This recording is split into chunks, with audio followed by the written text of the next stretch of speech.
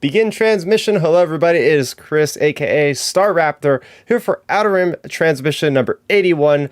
This week, we're talking about the Dooku shorts from Tales of the Jedi, as well as Andor Episode 9. Nobody's listening, because it's got an exclamation point, so I gotta yell it.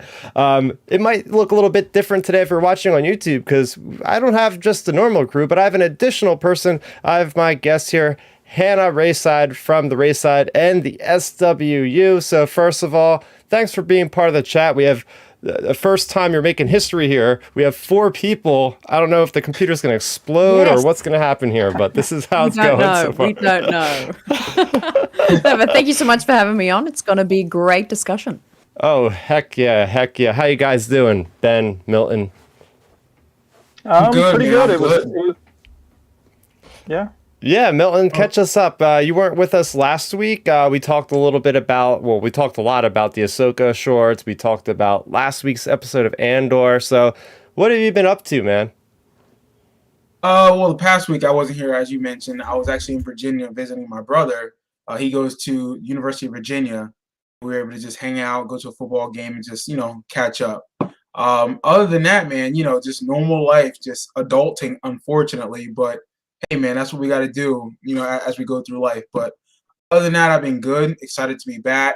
I did listen to some of the podcasts last week. You guys discussed the Ahsoka episodes, which, again, that show is some of the best storytelling of Star Wars. And I think I mentioned it in my little blurb when I sent to you guys, just how perfect, and we'll get into it today with Dooku.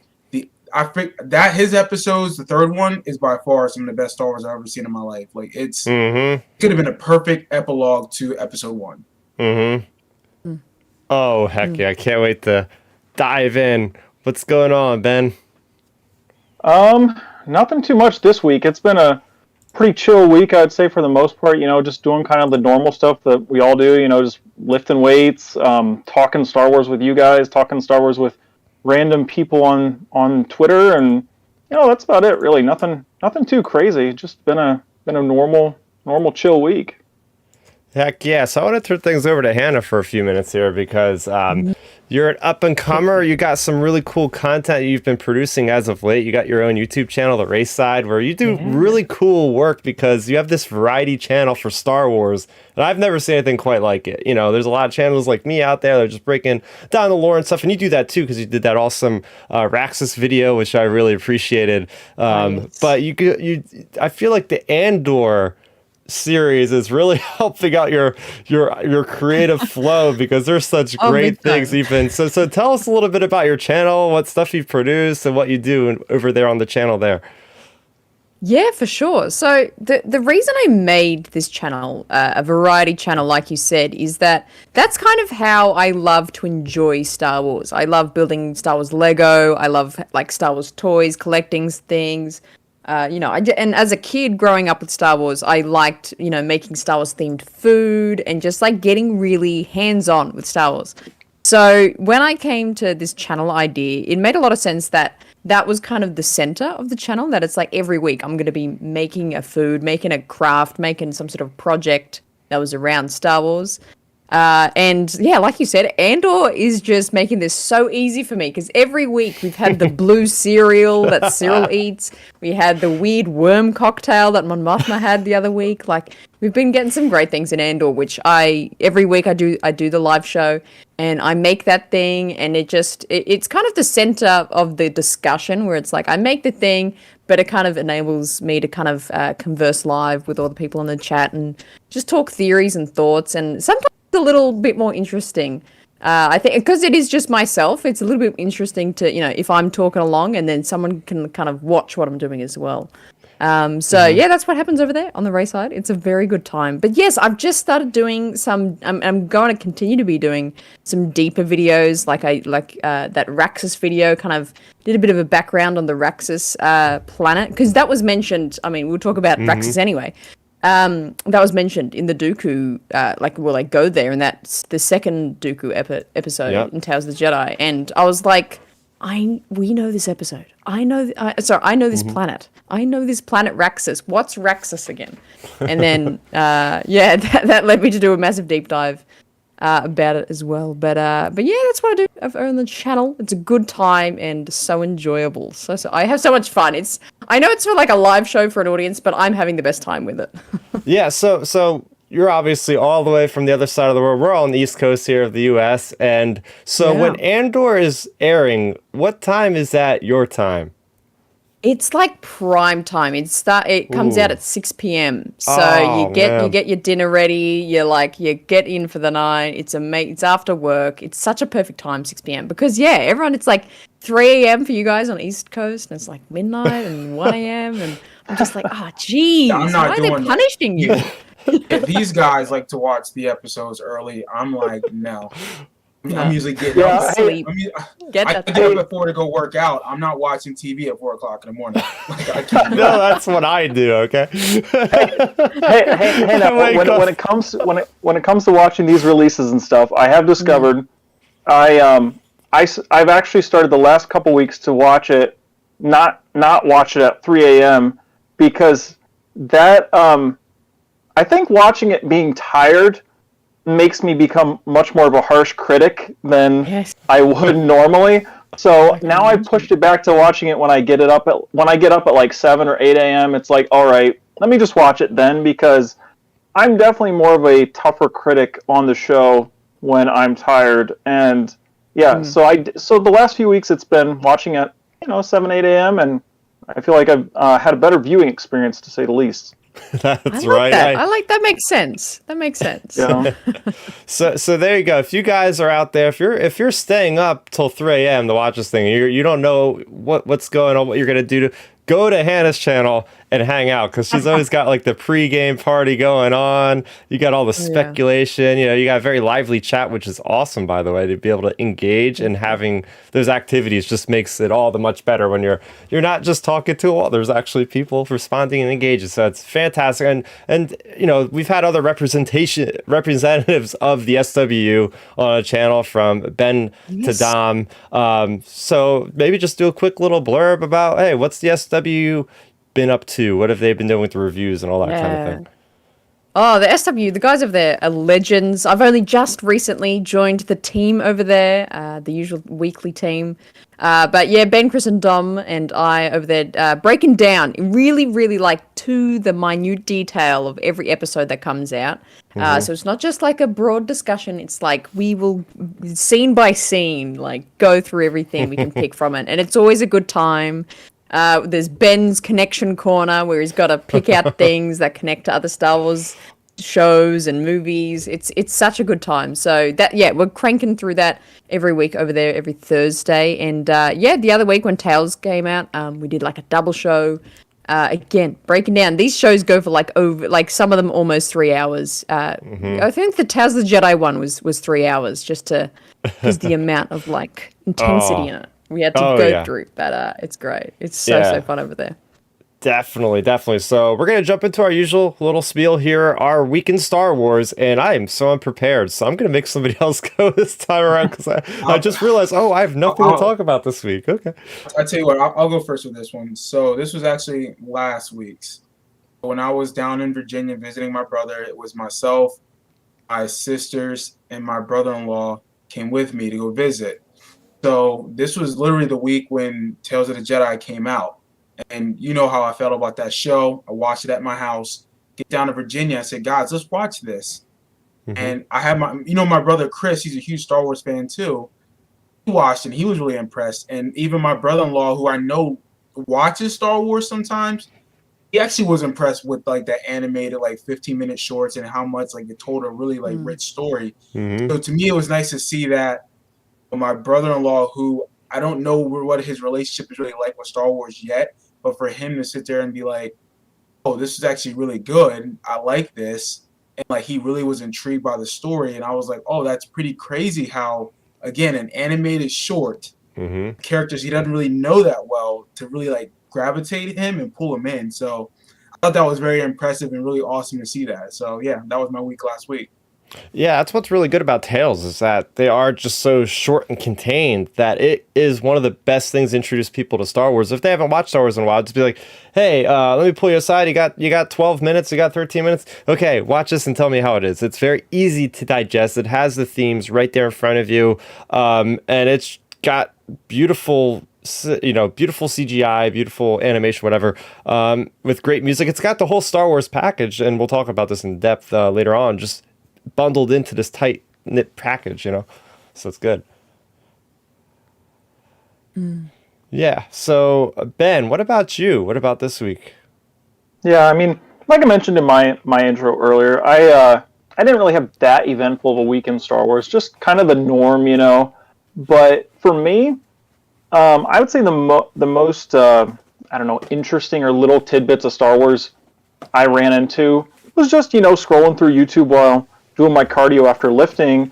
I normally will do like 20-30 minutes afterwards, since I'm dieting right now. And so I went down the rabbit hole of like scrolling through YouTube Shorts. Oh. And since I'm looking up Star Wars stuff, I'm getting Star Wars suggested ones. So I just like went down a rabbit hole, like scrolling through like ones that was like little clips of George Lucas talking about like the movies, or little tidbits of like whatever, like clips of Mark Hamill or Carrie Fisher, like different people talking about Star Wars. And it's just cool like looking back on some of those old clips, because like the one clip from George Lucas was from like clearly from the 80s. Like, wow. It was when he was younger, and it was like him talking about how he viewed like his like Star Wars stories, like even though it's like a trilogy, viewed it as like kind of one movie, So it was interesting just hearing like those type of like just little tidbits, and hey, it just like passes the time. And what better way to pass the time than with Star Wars stuff? We got Matthew Nejbauer in the chat, the most from the Central Coast, also rectangles. Oh, yay. He likes our new layout, which means that if you want to keep this layout, we'd have to have a fourth person permanently, or just having a guest every week, or just having a blank white square every once in a while, I guess, to fill the third blank in there. But we appreciate it, buddy. We appreciate it. If you guys don't know, Matthew is one of two, part of Ion Canon podcast, which is also part of the SW network. So yeah, a lot of representation there, because everybody that's part of that does a great job. Hannah, on your Star Wars radar, what's been going on this week or the last couple weeks, or anything cool? Because we've never really talked to you on the channel before, so just go out. Yeah. Well, I've been really this whole year, I've been really getting into Star Wars books, because I've been like a Star Wars fan for like 10 years, and I just like haven't read any of the books, and I'm like, there's like hundreds? I don't know if there's hundreds. Many Star Wars books out there. That are, so good and so revered by so many. So this year was like my goal to get into it. So I'm kind of on a bit of a Princess Leia run now. Okay. I've read Leia, Princess of Alderaan. I've finished Bloodline. And now in the past week or two, I just started Princess and the Scoundrel, and just cranking through that, which is a fairly newish book. When did that come out? I think that came out in May, I think. Or no, not May. May. Oh, wow. August, I think. This year sometime. Summer, yeah. So fairly new.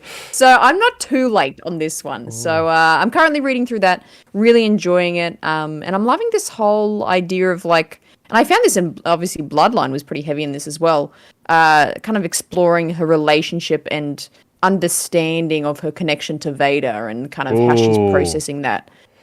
Is super fascinating to me. Like, obviously we don't really get that in any of the movies. So that's what I'm up to in the Star Wars world, I guess, this week, cranking through that book. Oh, yeah. I mean, everybody here knows that's why I basically made the channel on is the books, the comics, all the paper canon, as Matthew likes to call it. And paper canon. But we have those three books are probably the most solid, like, character studies in Star Wars so far. Like, every time they put out a Leia book, it's always like a 9 out of 10 for me. Like Bloodline, Claudia Gray, Leia, Princess of Alderaan, Claudia Gray, Beth Revis, I believe she's the one that did Princess and a Scoundrel. So like all those books are basically home runs because they all dive into a character that we thought we already knew. And you're saying it's like, oh yeah, there's this whole other concept of her father being the most evil guy in the entire galaxy. Yeah, well, you got to think about that. Like, no wonder she's like, how do I feel about this? Like, it's kind of rough. Yeah. I was saying, like, you know, we even dive into, I mean, besides her dealing with the process of, you know, or processing Vader, but she lost her whole entire planet. You know, like, I mean, her people were wiped out. So I don't really think we ever got anything that, right? The trauma, the PTSD. I know it's been mentioned a few times, but there's never really been like anything about her psyche regarding that. Because let's be real here. Princess Leia, if she wanted to be, she can be a basket case. Just thinking like, listen, I lost my dad, I lost my people, my real dad's Darth Vader. I don't know who my mother is really. It's like, you know, she was kidnapped, obviously from Obi-Wan. Like she's been through some stuff. Oh yeah. And the story so far, are you still like in the beginnings of the book right now, Hannah? Yes. Where am I up to? They arrived on is it the Halcyon? The Halcyon, is that the ship they go to? Yeah. Yes. Yeah. So they're on there, and things are kind of getting a bit dicey there. Yeah. It's got a great structure where it's like that first third you're on Endor, the second third you're in the Halcyon, and the last part you're on this really cool ice planet, which again I always say is like one of the best new inclusions of a planet in the books in Star Wars, because she does a great job of really like fleshing out the culture and like the importance of that planet and the role of everything there. And then, you know, there's some little Empire stuff going on, which is always a lot of fun. And it connects. And it's a good thing you read the other books, because there's a lot with, and you might have even come across it already, like there's direct references to Leia, Princess of Alderaan, with like the Rindan sword and all this kind of stuff, and like the ceremony. The sword and the marriage thing. Yep. And then you have Bloodline that comes after, so there's like some little foreshadowing that's like kind of sprinkled into the book, which is fantastic. So yeah, I highly recommend everybody out there to go pick up any of those 3 books. They're all fantastic. For me, I was able to scramble because I have some stuff I didn't show off yet, so I have a little collection that I get if I don't have anything to show or talk about. And well, this is definitely worth talking about, because I have miniatures I'm about to build pretty soon. I've had these sitting around for a while, but yes, we finally have Din and Grogu in Star Wars Legion miniature game, and IG-88, IG-11. You got these guys, are awesome. So yeah, probably won't get to them anytime soon because I have a couple things I have to get through first, gaming wise. But I'm on a little gaming kick right now. As those of you have seen, I've jumped on WoW last night, did a little live stream. So one of these days when I get time, I'm gonna build those up. But yeah, it took them only 3 years to get the Mandalorian into the game, which is funny. That game, it's like the miniature stuff. They are always so far behind on the pipeline. It's like, yeah, they're little plastic miniatures. Would it really take that long to get them on an assembly line? Apparently it does. So, but apparently Din Djarin's a badass in the game. Like he is super good just being solo and just taking out units left and right. So when I finish those, I will definitely show them to you guys and put them on social media. But yeah, we got so much to get through. A little housekeeping as usual. If you guys are watching us live, thanks for doing so. You can always chat with us live, 9 o'clock Eastern, Friday nights, and you can always listen to us on any podcast app of your choice. We always put up new episodes around Monday early in the morning for everybody's work week there. So we're going to jump into some stuff, and I know Hannah will have some things to say about some of these. But out this week, first of all, we have a new High Republic book. Have you dived into the High Republic at all, Hannah? I think I've seen you read maybe one or two of the books.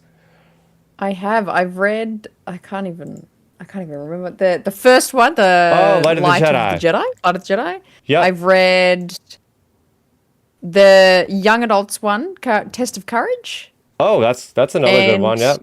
Yeah, and I started reading. God, I can't remember any of the titles. What's the one after Light of the Jedi? What's the one after that? Rising Storm, or Rising Storm? Is it the young adult one by Claudia Gray? Into the Dark? But I've Into the Dark. That's the one. That's the one. There we go. So I've only lightly dabbled, but of course that's on my to-do list as well. That's I need to get into those more. Okay. Well, today, or not today, this week we got, and Matthew's talking about, of course, Quest for the Hidden City. I gave that book, I think, like a 9 out of 10. Like, if you liked Tessa Courage, Hannah, you're really gonna like this one. It's like that good old. It's a junior novel. It's like good action adventure. It's basically what I expect the High Republic Phase 2 to be, which is basically they're going into the unknown. They're going exploring. They come across monsters. They come across crazy things, but they have like this cool new type of team set up with like medics and these different surveillors, like surveillance, like the droids that go around. And they're the ones that are like the first ones out into the Outer Rim that are just pioneering through a whole thing. So like that entire book is all about the unknown and finding things and new species and the Republic trying to make connections with brand new culture. So for me, it really hit on all the points I've been looking for from the High Republic. So yeah, my review's out now, and so go check it out. We have three comics that came out this week. One of them is the adaptation of The Mandalorian based off the Gunslinger episode 5. That's the one on Tatooine, with Fennec Shand first being introduced. So that one's, basically, if you've watched the show, you know exactly how the comic's going to go. But we also had Bounty Hunters number 28 and Star Wars number 29. Real quick with Star Wars 29, they actually had a connection with the High Republic, believe it or not, with the Nile and the strike ship. So you could check all that out. But we got some gaming stuff to talk about that came out this week. Out of nowhere, apparently it's Fortnite Star Wars week. I didn't see anything about this, but they have all new skins. If you want to jump in as Leia and Bush's armor from Return of the Jedi, you can do that. If you want to jump in as Luke from Jabba's palace, you could do that. If you want to jump in as Han with the cool camouflage jacket, you could do that. So they're already celebrating the 40th anniversary of Star Wars early. Of Star Wars Return of the Jedi early, which I can't wait for because that's, like I keep saying, that's my favorite Star Wars movie. I know it's not the best, but it's definitely my favorite so far. It changes, but that's all out there, and they have all the other cosmetics that you can purchase now. I still have my good old Stormtrooper outfit that I just run around in, but I don't really play Fortnite like that anymore. What about you, Hannah? Do you play Fortnite? No, I don't. I have successfully avoided Fortnite till thus far, so I don't. No, but that's cool that they've it's joined though. It's really cool. Yeah, I like how they stuck to the OT characters though. Yeah. They do have Finn. They have Rey. They have Kylo. You can be. Yeah. They have Boba Fett from the Book of Boba Fett. They have Fennec Shand. I think they even have what's the Wookiee's name? Black Chrysanthemum, I think, is even a playable skin you can get. So it's funny because somebody put this out on Twitter where it's like Fortnite has gotten the most like Star Wars support more than any of the Star Wars games have at this point, because it's like they've been supporting with all these characters for years, and it's like, sorry, Battlefront 2 gets avoided of all its content and this and that. It's just kind of ironic how that happens. Well, first of all, you know how I feel about the Star Wars games in general, but Yeah. As for like the Fortnite love or just what love of Star Wars, didn't they release like the Palpatine message on the Fortnite? Remember that? Yes. I was like, why didn't they put it in the movie, but they put it in Fortnite, like his call or something, which was weird. And I don't play Fortnite. A lot of my friends do. That was crazy. That's an odd place to release Palpatine's call into the galaxy. I'm like, all right. But I mean, critical information. Yeah, exactly. But I guess because Fortnite's so popular, I mean, listen, a lot of my friends, like I have a whole bunch of friends that are teachers, and they play Fortnite with their kids all the time. Like, how do you get into that game? I never liked it. I tried it. To me, it's not fun, but it's got such a hell of a reach. I'm like, okay, well, we're doing something right. Oh my gosh. Yeah. We've never brought that up on the channel, but Milton, about the whole Palpatine message. But I was watching it live because at the time I didn't play the game either, but I found somebody's live stream and I was just like, I think I'm just watching it at work on a lunch break or something. But I was like, J.J. Abrams comes out, like has his own avatar out of the Millennium Falcon. And the Emperor's voice comes out, and then they just have like a gigantic lightsaber battle where everybody just gets lightsabers at spawn. It was like just absolutely bizarre thing, but yeah, I could not believe it. They never put that in the movie. That's that. I don't know. It's hilarious. They like add, like you said, of all things, that to Fortnite versus like anywhere else, like in a movie or anywhere, and it's just like, all right, interesting decision making there. But yeah, no, I'm kind of like the same boat as you, Milton. I couldn't really get into Fortnite. Like I tried to play it years ago. Mind you, I'm a pretty good like Halo player. Like I would say, at like shooting games like that. So I figured I'd be good at Fortnite.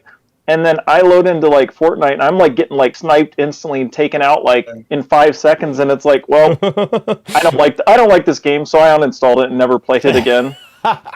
Well, it does. The good thing about Fortnite now, Milton, is that it's a lot more approachable. It's a lot more easier to get. It's a lot easier to get in because they don't have that build mode, or at least they have a mode you can play that doesn't have the building shenanigans that people always do. Because that's the thing that deterred me from playing the game. Because it's just like I don't know what the hell these people are building this tower in like 5 seconds and hiding, and then I'm dead. It's like, what is the point of it?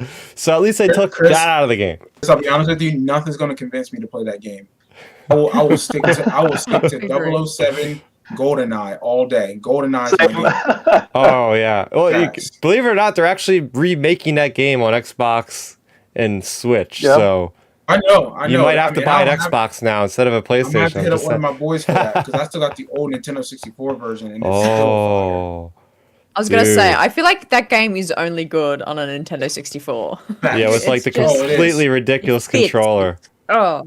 I don't know if you guys have played on that controller recently, but when I went to New York Comic Con, there was like that really cool place, the Coexist Party, and we were playing like Diddy Kong Racing, and I picked up the N64, three of us, and it was like, where do I put my hands on this thing? There's a joystick in the middle, and these two other things. It's like, what is going on here? Chris, I'm still a pro, man. Listen, I'm still a pro. I can wreck you in Mario Kart, Donkey Kong. Zelda, Super Smash Bros. So nice at that. Yeah, Super Smash Bros. Listen, we play it every year. That's something that we do with my family every year. It's either Christmas or Thanksgiving. I always bring over that system and we play Super Smash Brothers or Mario Kart because we start screaming at each other. We're all adult children. We're like mad because like you're cheating, but it's dope though. Like, it still holds up. That's great, man.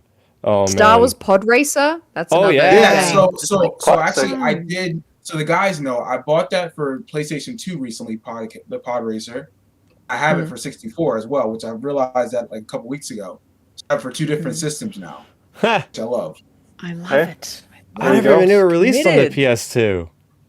What's up? I never even realized it released on the PS2. Yeah, they released it for PS2, I'm pretty sure. And then I have the Jedi Starfighter, which I still need to play. I bought that like a couple weeks ago. I just haven't played it yet. Yeah. So, Lego Star Wars, I know you've been playing that, Hannah. I mean, I was going to say Ray for a minute there, like Raeside. No, Hannah. Hannah, I know you've streamed Lego Star Wars Skywalker Saga. I know, they put out the Galactic Edition. I don't know if you're planning on getting that, but they have basically a bunch of character packs. They did something really odd, though. Like, I jumped in, I seen the trailer. It's like, oh, you could be Thrawn, you could be all these characters. I'm like, where are these Rebel characters? Where are these characters? Where's Andor? So apparently I looked into it. They're only releasing like 2 packs a week until the end of November, but yet I paid up for all of them up front for like the $15 pass. But anyway, so I was a little confused.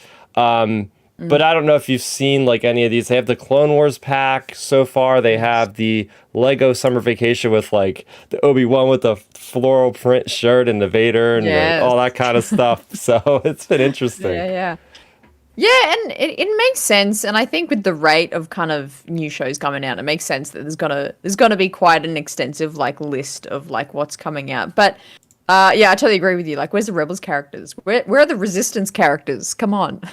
I want to play as Kaz, please. Resistance. It continues to get the short staff of everything Lucasfilm. Like the characters haven't even been mentioned in the publishing, which is like really sad because at least they usually do that. But I'm like, damn it. Niku. I want to play as Lego Niku. I want to play as him. Oh, he would be a perfect Lego character. Seriously. Yes. Oh, man. But this edition looks good. There's a couple of good ones in there, but can't wait for even more. Yeah. So did you play through all the different stories in the game, all the different movies?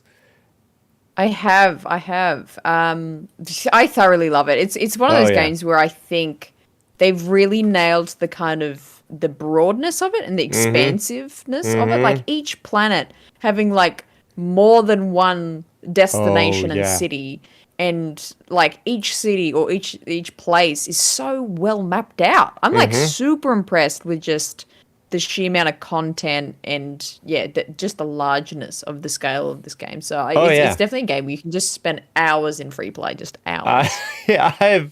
I've basically done 100 hours in that game already. I'm only like halfway through it. I have like, what is there, like 1,200 bricks you can get or whatever? I have like 600, and I've been slowly making my way counterclockwise for whatever reason around the galaxy's map. I think I just got to Octo. I think I'm on there now. And then I'm gonna have to do all the quests. So I get all these people's quests where they go. I just instantly like get rid of them or like minimize them so I can focus on the world, one world at a time. And then I'm gonna have to go back and do that. Then I want to go back and do all the story missions in free play mode with all the unlocked characters to get all the bonuses. This game is going to take me until Jedi Survivor comes out. I don't even know if I'll be able to beat this game by the time that game comes out, which is a good thing because that's so much content. It's great. Yeah, it's good. Oh, man. So I think we're ready. I think we're ready to dive into our first of the two main topics.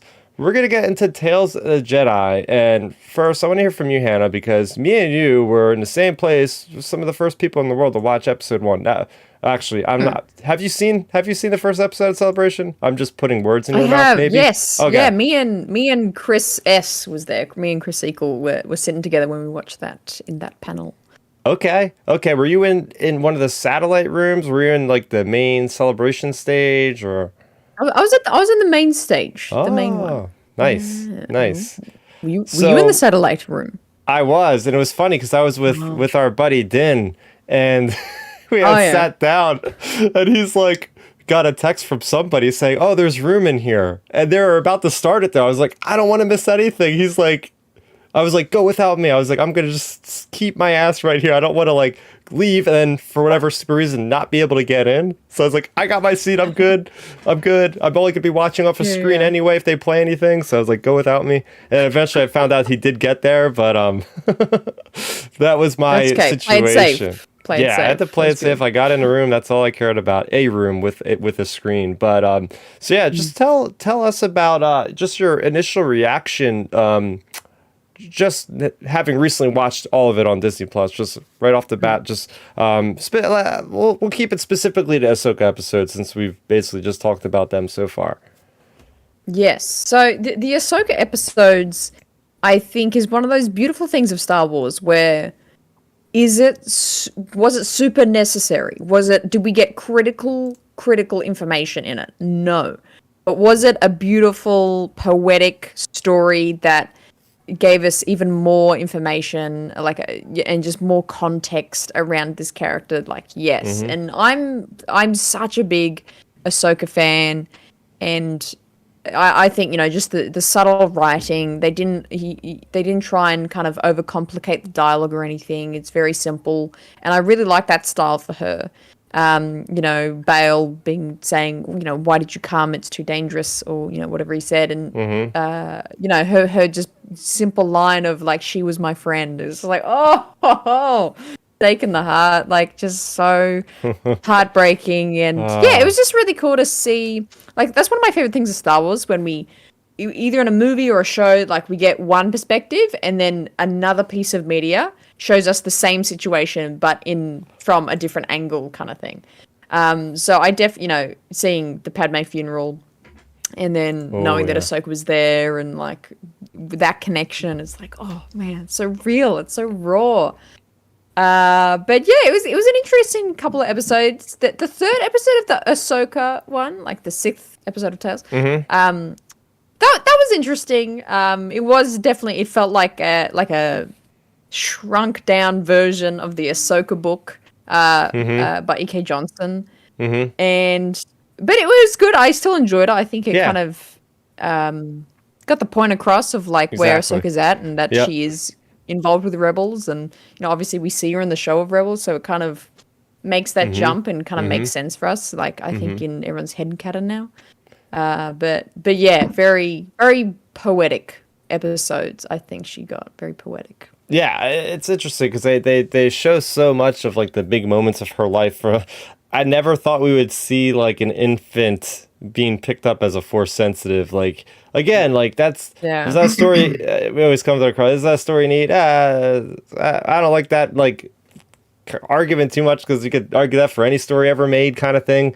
But for that one, it seems like, oh, is this really an important story? But I'm like, it's kind of cool to know because it's like this happens all over the galaxy, you know. Like you're always force sensitive as an infant. It's very seldom that you're going to be like 3 or 4 or 5, or even in Anakin's case, no one's ever like 9 years old when they get accepted into the Jedi Order. So it's interesting to see like how such a youngling could exhibit the Force and how her Force connects with a living animal that doesn't obviously speak as a sentient. So for me, that was cool. Just the culture of people. I don't know if that's the Togrutan planet, home planet, or if that's like one of their like settlements somewhere else, but it was neat to see like how they all interact, how that tribe kind of, it feels like more like a tribe kind of thing, like hunter-gatherers going out in the wild, and how her mother, like the women are like the really cool warriors too, and it does a lot for building up that sort of lore that, I mean, I don't believe we've gotten that, definitely not in canon at least, but for me, that was awesome. Yeah, that's the second episode was kind of okay for me. That was just like, did it really show us a lot here for the character? Maybe not so much. And yeah, the third episode was definitely an abbreviated version of the Ahsoka book, and I really was entertained. I really enjoyed it because when it comes down to it, the character is still ending up at the same place she ended up in that book. They go through all the big moments there that really and even different moments, like I never knew she was at the funeral, so that was a cool thing. And now I know in my head, like, oh, she's back there in the crowd. But the interaction with Bail and seeing how Ahsoka was going from just done with the calls, going out on her own. You see the Martez sister arcs and all that kind of thing, and you see a little bit of that, but then you see her get pulled back in. So yeah, fantastic. Milton, you didn't get the chance to share with everybody here your views on those those Ahsoka episodes. Let us know. Yeah, so episode 1, that was actually one. They were all good, you know, and I agree with Hannah. I think there was such a poetic thing about those 3 and how it's a little mini arc. And you're right, we didn't get a lot of substance in the sense of like, okay, this is changing our perspective of her. This is something that we needed to know. I thought episode 1 to me really stood out just because it reminded me of Ezra. Because Ezra, his power was very much like connected with animals. Seeing that she connected with, I guess, a saber-toothed tiger. I assume that's what it was. Because that thing was huge. Just to see that she wasn't afraid of fear, and that ties into what her mother said about don't turn away from death. You know, you have to like look fear in the face or whatever it was. And for her to sit there, not to flinch, whatever that tiger like, you know, took her. And it was like, man, that was amazing to see how she connected with that animal. And really, the Force is a living thing. So to me, it just ties into the philosophy of what George Lucas started in 1977, you know, and now it's 2022 and how it still holds up. So it didn't feel corny, it didn't feel wacky or nothing. It made total sense to me. Episode 2, that was the Anakin training episode, right? I enjoyed that one too. Was it necessary? Not really, but it was nice to see Anakin's relationships with Ahsoka and how he's very much was going to push her. Anakin was no nonsense. You can tell she was starting to pick up his attitude, his way of thinking. And even as you look back at the show in retrospect, that episode that we just got with her now makes so much sense with her attitude and how she changed over the last 4 seasons of the Clone Wars, because he really was trying, in my head, he was preparing her not to just be a regular Jedi. He even says, that's a regular test. Everyone else does it.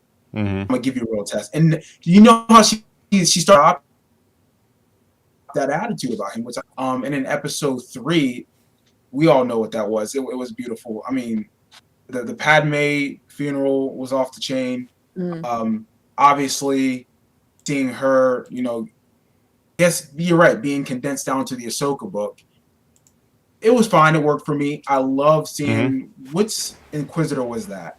I think Uh, it's technically the sixth Yeah. brother, but nobody Sixth was brother? actually in the comments or not the captions. There is no names, but that's who was in the book. I think. Yeah. Of that. I love that little duel. And Yeah. I did see someone complain on the internet about like, oh, Ahsoka shouldn't have beat him so quickly. I'm thinking, wait a minute. Yes, she should have. Yep. Because again, she was trained by Anakin Skywalker, who then Uh-huh. became Darth Vader. Like she doesn't lose. Like she has is one of the best teachers of all time. And also she learned from Obi-Wan a lot of the times as well. Uh-huh. So and these Inquisitors are what dark fallen Jedi or They're they fallen weren't the best. Jedi, yeah. Yeah, they weren't the best of the best. So to me, like it made sense for Ahsoka to just take him out quick. So I think if people actually went back and paid attention to how these characters were developed, that makes sense as a story beat. Oh, yeah. It made sense how she was trying to avoid and detect it. Yes, she still helped that person from dying because that's just her nature. But it just made sense. So I love the episodes. It was like I told you guys, this was some of the best Star Wars storytelling that we've had in the last 3-4 years. Yeah. Sure. Yeah. Sure. And a lot of that will go into what we're talking about tonight, which is the Dooku episodes. And when they first announced this at Celebration, they were like, we're getting Ahsoka, but we're also getting Dooku. And I said, oh, I'm immediately very excited for the Dooku stuff because, first off, all these stories are taking place mainly before Phantom Menace. So we haven't seen a lot of that on screen, at least. So it's always great to see that bridge new territory and see how the Republic, see how the Jedi, see how they all are and how they work together before things get really bad. And I was really happy to see, and we'll kind of go into our initial impressions based on all three, then we'll break each one down separately. So I'll just kind of start. But yeah, it's just everything being so right what I wanted it to be with, hey, we get to see how people react to the Republic and how the Jedi function with the Republic and seeing how you can see the downfall of the Jedi. And the biggest thing is making Dooku a sympathetic character. Like you would never expect, like, oh, I actually kind of agree with why this guy did what he did. It's very easy to see like that slow, slippery slope of falling to the dark side, but you can see how he would do that. And the fact that they were able to, these are all, like I said in the beginning, standalone episodes you could watch, you could show anybody. But when you watch them all in like a 40-minute sequence or 45-minute sequence, they all build up off of one another and they add to the strength of the character development. They make you understand, they make you believe. So right off the bat, yeah, this was everything I wanted and much, much more, especially with that last episode, The Sith Lord. Oh my gosh, the way it pulled together the prequel trilogy just blew my mind. I'll throw this over to Hannah. Yeah, absolutely. I think the connective tissue of this arc was to the prequel movies was just so well done. I mean, something as obvious as like when you saw him delete Camino. It's just like, oh, like I don't know why, but that was just such like a oh, it's happening. Like that's the thing. He's doing the thing. So that was really cool to see. I really love the dialogue of these characters. Again, I think the same thing with the Ahsoka arcs. I think like less is more with these characters. Like it's more about like the one sentence they say here like speaks volumes. So the Dooku's the writing in his dialogue was just so good. I love there was a lot of lines, especially with the Qui-Gon stuff, that were very similar to Phantom Menace, and they're kind of seeing their relationship and actually see how it's quite mirrored to Qui-Gon and Obi-Wan's relationship in a way, which was really cool. But yeah, I like what you said. He's somehow turned into this sympathetic character. Like, I always thought Count Dooku he's kind of quite dry. He's just this old, angry guy. He's just the pet of Palpatine. He's just like, oh God, and in the prequel movies, like he's just kind of there, and he's just, he's just doing his thing, and you just don't like him because he's the antagonist. But in this, I had like a 180 perspective on him in this show, being like, oh wow, like he's actually got a really good point. Like Dooku actually just wants everyone to be equal, and he wants people to be treated fairly, and you see him like empathizing with how this people on this planet is getting treated. I don't know what planet that was. and he's like, well, where's your leader? Like, why is he not taking care of you? Like, you see him really care about people. So you go, oh, Dooku's actually a great guy. And you kind of see that journey in him. And, obviously by the end, he takes it too extreme. And I think that's the sad thing. By the time we get to that final episode of him and, he has that conversation with Yaddle and he's, in that spot with Palpatine, you go, oh, you just took it too far. You just took it too far. You were about to be a really great Jedi, saving a whole heap of people, but he took it a little bit too far to go to the dark side. But and not to mention Yaddle in these episodes, being fantastic, just awesome. And why does Yoda speak like the way he does? What's that about? That's my question now. Come on, what? Oh man, yeah, but yeah, it does mirror that scene does kind of mirror Anakin with the Emperor there with Mace Windu, and it's like, you got that flashpoint moment where you can turn back. Yaddle's still gonna accept you. Yaddle still wants to help, but he just takes it too far. Milton, thoughts on these episodes, real quick? Loved every one of them. I told you guys literally when I was watching it that night. See that day, I said I'll give my reaction later. Watch them, and this is exactly what I said to you guys. Pretty much, I'm trying to censor it a little bit. I pretty much said this is some of the best effing Star Wars that we've had. And I told you'd be dropping some F-bombs. Yeah, and that episode 3, the Sith Lord, is, again, if you just make that into a live action version and put that on episode 1 at the end, that's a perfect way to end it. Because Hannah, you're so right about the dialogue for Dooku's episodes. There was never nothing that was bad. Like, it all made sense. It all played a purpose. Like, episode 1, just seeing that dynamic between Qui-Gon and young Dooku was awesome. And knowing that they made him look just like Liam Neeson, I'm thinking, wow, they animation, the Star Wars animation is so good. It's crazy. Just to see how Dooku's like, listen, like, I'm not going to let this stand. How that governor or senator was like, move along, you serve the Republic. He's like, no, I serve the people. Not you. And I'm thinking, that sounds like Dooku. That was, and then how Qui-Gon stepped in to pretty much keep his master from going to the dark side. It was beautiful. Episode which was perfect. Episode 2 was that Mace Windu and Dooku. What was the master they went to go retrieve the body? I forget her name. I forgot. But then to solve the murder of the Jedi Knight that died, and Dooku's like, I'm not having this. I will break the rules. And you get to see that reflection or that mirror of how Qui-Gon's like, listen, you sometimes have to break the rules and not follow orders to figure out what's going on, or just to do what's best. So again, that makes sense about Qui-Gon's development. And then episode 3, we all know what that was. It was gorgeous. And I love how they like Ian McDermott to come back and do the voice.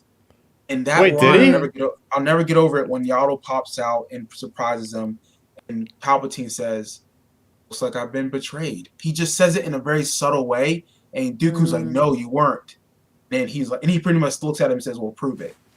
Like he does. It's like so good. Palpatine don't have to say much. He just how he says it, and it's like, okay, he knows how to manipulate your feelings and your thoughts, and it's like, this is why Palpatine is probably, to my opinion, one of the top 3 villains of all time, and when it comes to cinema and history, like, just to me, because Palpatine played the long game. And even this week, I've been listening to the Darth Plagueis book again because of this show. It's like, man, just seeing how Sith with their long play and how they really know how to just maneuver and manipulate. And I think back on it thinking, well, were they right? Were they right to try to eradicate the Jedi and bring peace to the galaxy? It made you question it. It made you think about it. So to me, this was perfect writing, perfect Star Wars. It's like, come on, why can't we make or Dave Filoni like the guy when it comes to like all like movies from this point moving forward? Because he knows how to write Star Wars. Yeah, I loved it. There's no denying that. And Ben, thoughts? Yeah, I mean, for me, I would say, like, I can echo the points from all three of you. Like, to me, this was top tier Star Wars storytelling, period. Like, whether it be the Disney era or overall Star Wars, like, just overall through Legends and everything. Like, it's right up there with just about everything. Um, like for me, as you all mentioned, just seeing the relationship between Qui-Gon and Dooku was nice. Like, just the subtleties that were added. For example, like when Dooku was gonna take that senator out, when Qui-Gon stepped up, like Dooku pushed him back initially, and it was like, whoa, like this is crazy.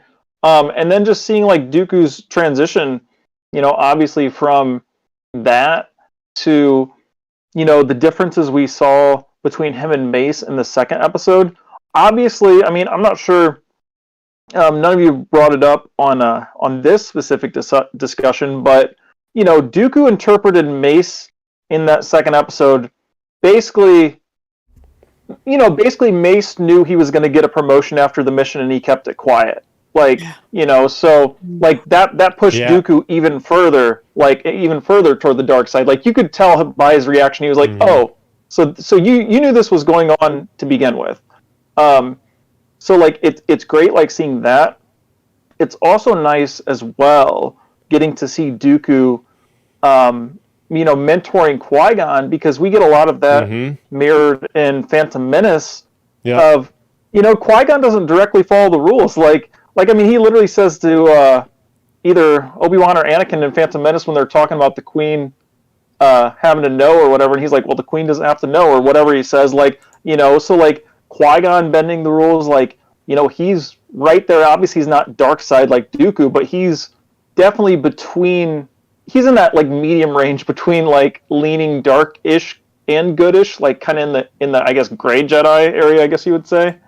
And then of course like the last episode that I knew when I watched that.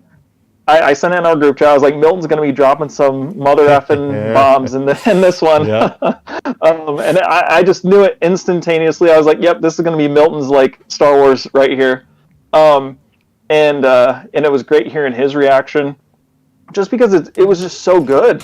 Like, to me, there was that final episode. Like, I've watched it probably 3 or 4 times now because it's just so dang good. Like it's literally perfect. And it's too bad, of course, we don't have Christopher Lee, but man, if we could have seen that in like live action somehow, some way or another, who knows, maybe deepfake eventually. But man, that would be incredible because it was done so well.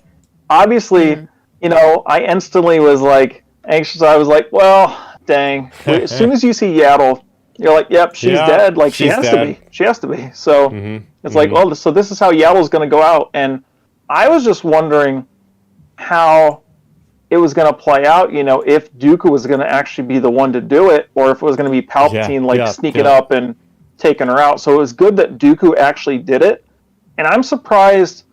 Like, they did some dark stuff in these episodes. Like, for it being the animated show, I was like, man, this is good that they're actually giving them creative freedom to kind of go back to those Cartoon Network days of it being a little bit darker, like the old Clone Wars, versus say lighter hearted when Rebels was on Disney XD. I would even say, Chris, Ben, they went darker when they streamed it on Netflix. I thought they did. Netflix. Actually, that's actually a good point there. Yeah, it did go even darker on Netflix because man, there were definitely some stuff in the old Clone Wars where it was like, whoa, this isn't Star Wars. Yeah, the Umbara arc. That arc is one of my favorite Star Wars stories because it's just, again, incredible. Like, that's another one. I'd love to see that in live action. But yeah, like these Dooku episodes, it's just perfect Star Wars storytelling. Like I said to you, Chris, when we were talking about it, like, to me, it's like a perfect 10 out of 10 type storytelling, just because it's like, it's a mini movie, basically. It's a mini movie of Dooku's life, and you can't get much better than that. And then the fact, to me, I think, obviously we have all these big moments in the episodes, but to me, I think one of the most, like, of course we have like these like big meaningful things, but I would say one of the more like simpler things I really liked from these 3 episodes is just the realization when we start that third episode, the realization that we're in the Phantom Menace, and then like, you know, all this stuff is taking place during that movie. It's like, holy smokes, like this is wild. Yeah. So like that was one of the best parts of it. But yeah, for me, those 3 episodes were perfection. Perfection. And Chris, before I let you go, anyone who's watching or listening, you might think, oh, these 4 people are just ridiculous. They're just praising Star Wars heavy, blah blah blah. No, just listen when we get to Andor.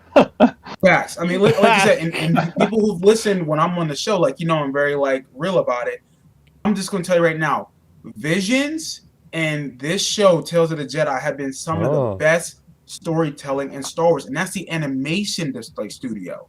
So believe us when we tell you, the animation department for Star Wars knows how to tell stories. It's gorgeous storytelling. I mean, that's probably the best way I can describe it. So we're not just saying it just to say it. It's legit. Go check those things out, both Visions and also obviously Tales of the Jedi, because they hold up. I think what happens, and I might be speaking out of tone here or something, but just me speculating, is like there's a lot more moving parts when it comes to like Hollywood with making live action things, and the creative vision might not ever see the fruitfulness of what the original vision was, whatever. Whereas animation, I feel like these guys just put their heads down. They just, nail this stuff every single time, because there's not as much like hands in the kitchen kind of thing messing with crap. They get to just start from finish and just do the thing. And it's like maybe Lucasfilm just looks at it as like, that's animation, or whoever, Disney looks animation, just let them do their thing. With live action, it's like, we really have to look at every little thing these guys do. Oh, we can't have that. We got to change this, or we can't do this. Let's do that instead. And then maybe that could be it. But I want to start Chris, back. Oh, go ahead. Go ahead. Yeah, just to throw in there real quick. Speaking of the animation side of things, that's one thing. Hey, if anybody from Lucasfilm is listening, they need to let Kevin Kiner do some of the movies and stuff. Oh, yeah. Because he doesn't deserve to be relegated just to the TV section of Star Wars. It's so like eye-rolling. Like, don't get me wrong. Like Michael Giacchino did great on Rogue One, and whoever did great on the other movies. Of course, we get John Williams, but Kevin Kiner deserves to be like in contention to be one of the lead composers. I mean, obviously, John Williams is pretty much done. So like they need to let Kevin Kiner get involved with the bigger projects, because whether it be this series or, to me, one of the best Star Wars scores in general, like period, is like the whole Kanan death sequence. Like that whole score was beautiful. And like they need to let Kevin Kiner be more involved, I think, with live action, because all of his stuff hits. Like there's not any, to me anyways, like any of the animation like soundtracks or anything that sticks out as bad. And it's like they need to let Kevin Kiner, I think, get involved more, just more overall in the company. Yeah, so let's go back to that first episode of Dooku. We'll just do not a deep dive, but kind of a little bit more of a focus on each episode here. What I liked immediately is just seeing the Jedi as a Padawan and Master pairing, just going in the galaxy before there's a time of war. I always like to know, like, what do Jedi do? And I feel like this is a great representation of a mission that would be important enough for a Jedi to go out on, and the idea that Dooku has enough foresight and enough empathy to kind of change the mission, but do it in a way that he's not actually with these evil guys that's like starving these people. So I like to see, just right off the bat, something new to Star Wars. We just kind of keep this like as an open forum. Anybody can just jump in whenever they want to say anything about this specific episode that we're talking about. This episode here is this Justice? Yeah, the episode 2, Justice. So, that's my favorite. I mean, go ahead, Hannah. You're good. So I was just going to, the feeling I got from this episode is the little that I have read of the High Republic. It felt a bit how specifically in Light of the Jedi, how kind of the Masters and Padawans worked, like that kind of the way their missions run and what kind of missions. That kind of, it very much reminded me of that style, because obviously like there's no major wars happening at this time of this episode. So it's like, what kind of missions do they go on? It is very much this kind of they're going out to just help people around the Republic, and they kind of wait for the Senate or the Senate to talk to the High Council, and the High Council tell them where to go. Mm-hmm. But yeah, just something about the story reminded me of the High Republic a little bit. That's all I have to say about this one. Yeah, and I did enjoy the backdrop. I really thought I was like in a medieval town, just like the smog Right. and everything, just the way the ambiance was, just the creatures running around the streets. It really set itself up really well. Where I was like, what is going on here? And not until like the first 10 minutes, I'm like, what is actually happening here? It's very much like a mystery element going into this, which is pretty neat.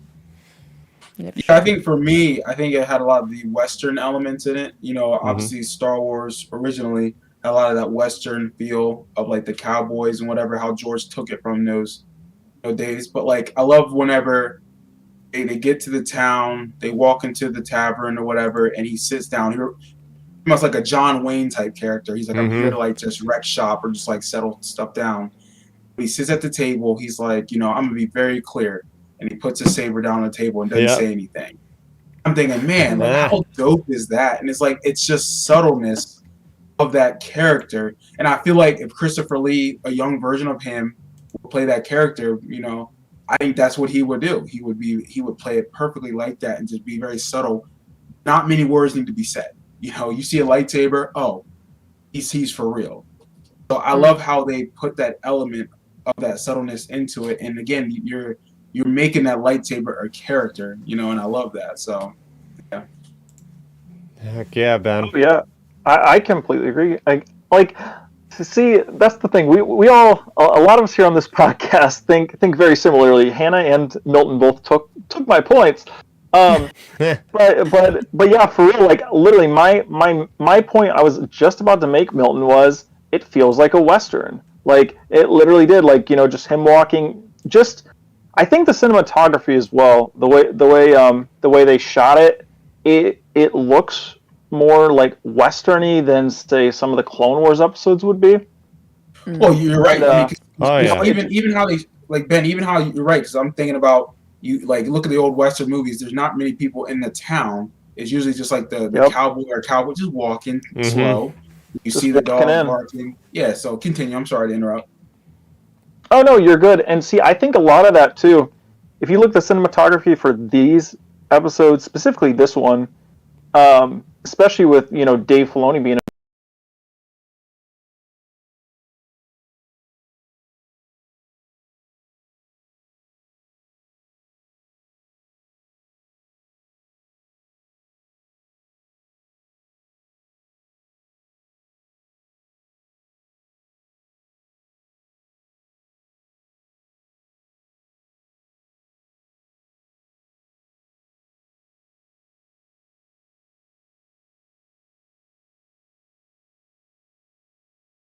those type of little subtleties are nice and just like examples of him bending the rules and like, going the whole, leaning more and more to the dark side route. And like, Qui-Gon sees this type of stuff.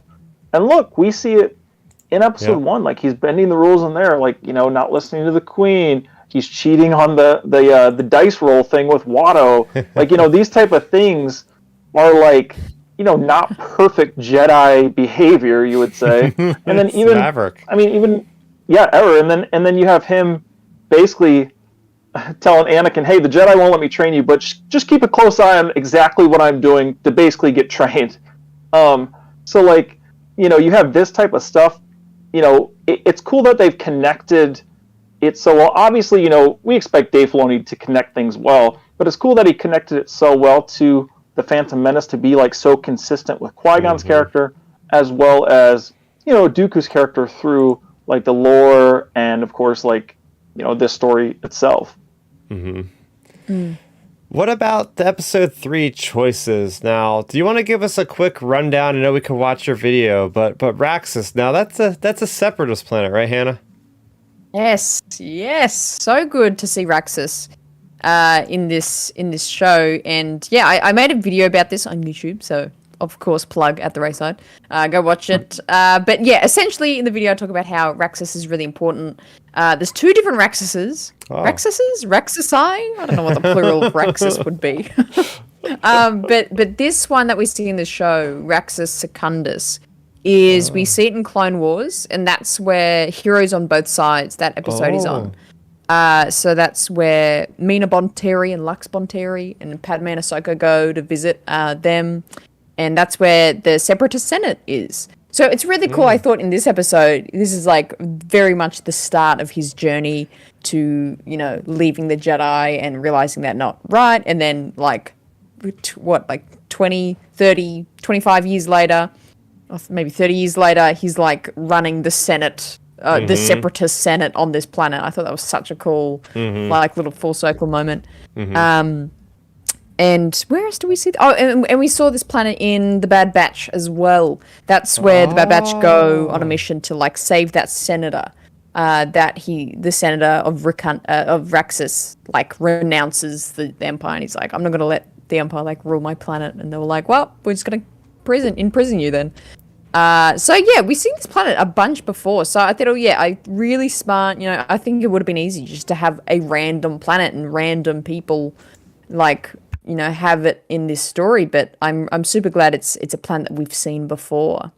And also, just a side note, the other Raxus, because there was two there's Raxus Secundus, and then the other Raxus Prime is the planet that Maul was stuck on, of course. So that was the one he was just That's the one. down in the mud. Yeah. Raxus Prime. But I love the battles and like with the droids when they came out, just like ambushed them. This was like a real twist episode. That's definitely had a nice twist to it where it was just like, oh, that guy's the bad guy the whole time, and they killed him, and then Dooku was going hard on these guys. It's like gonna off all of them, and it was like, oh, Mace had to stop him. Like, whoa, that was exciting. Yeah, for sure. And I think that the dialogue again in this episode was so spot on. Such a great scene where Dooku is talking to that guard in, like, you know, where they've captured him and they're kind of standing behind the wall together. And what does he say? You know, as much as I don't kind of condone your methods, like I understand where you're coming from. Something along the lines of that. Yeah. It's such a great line. Such a great line. Yeah.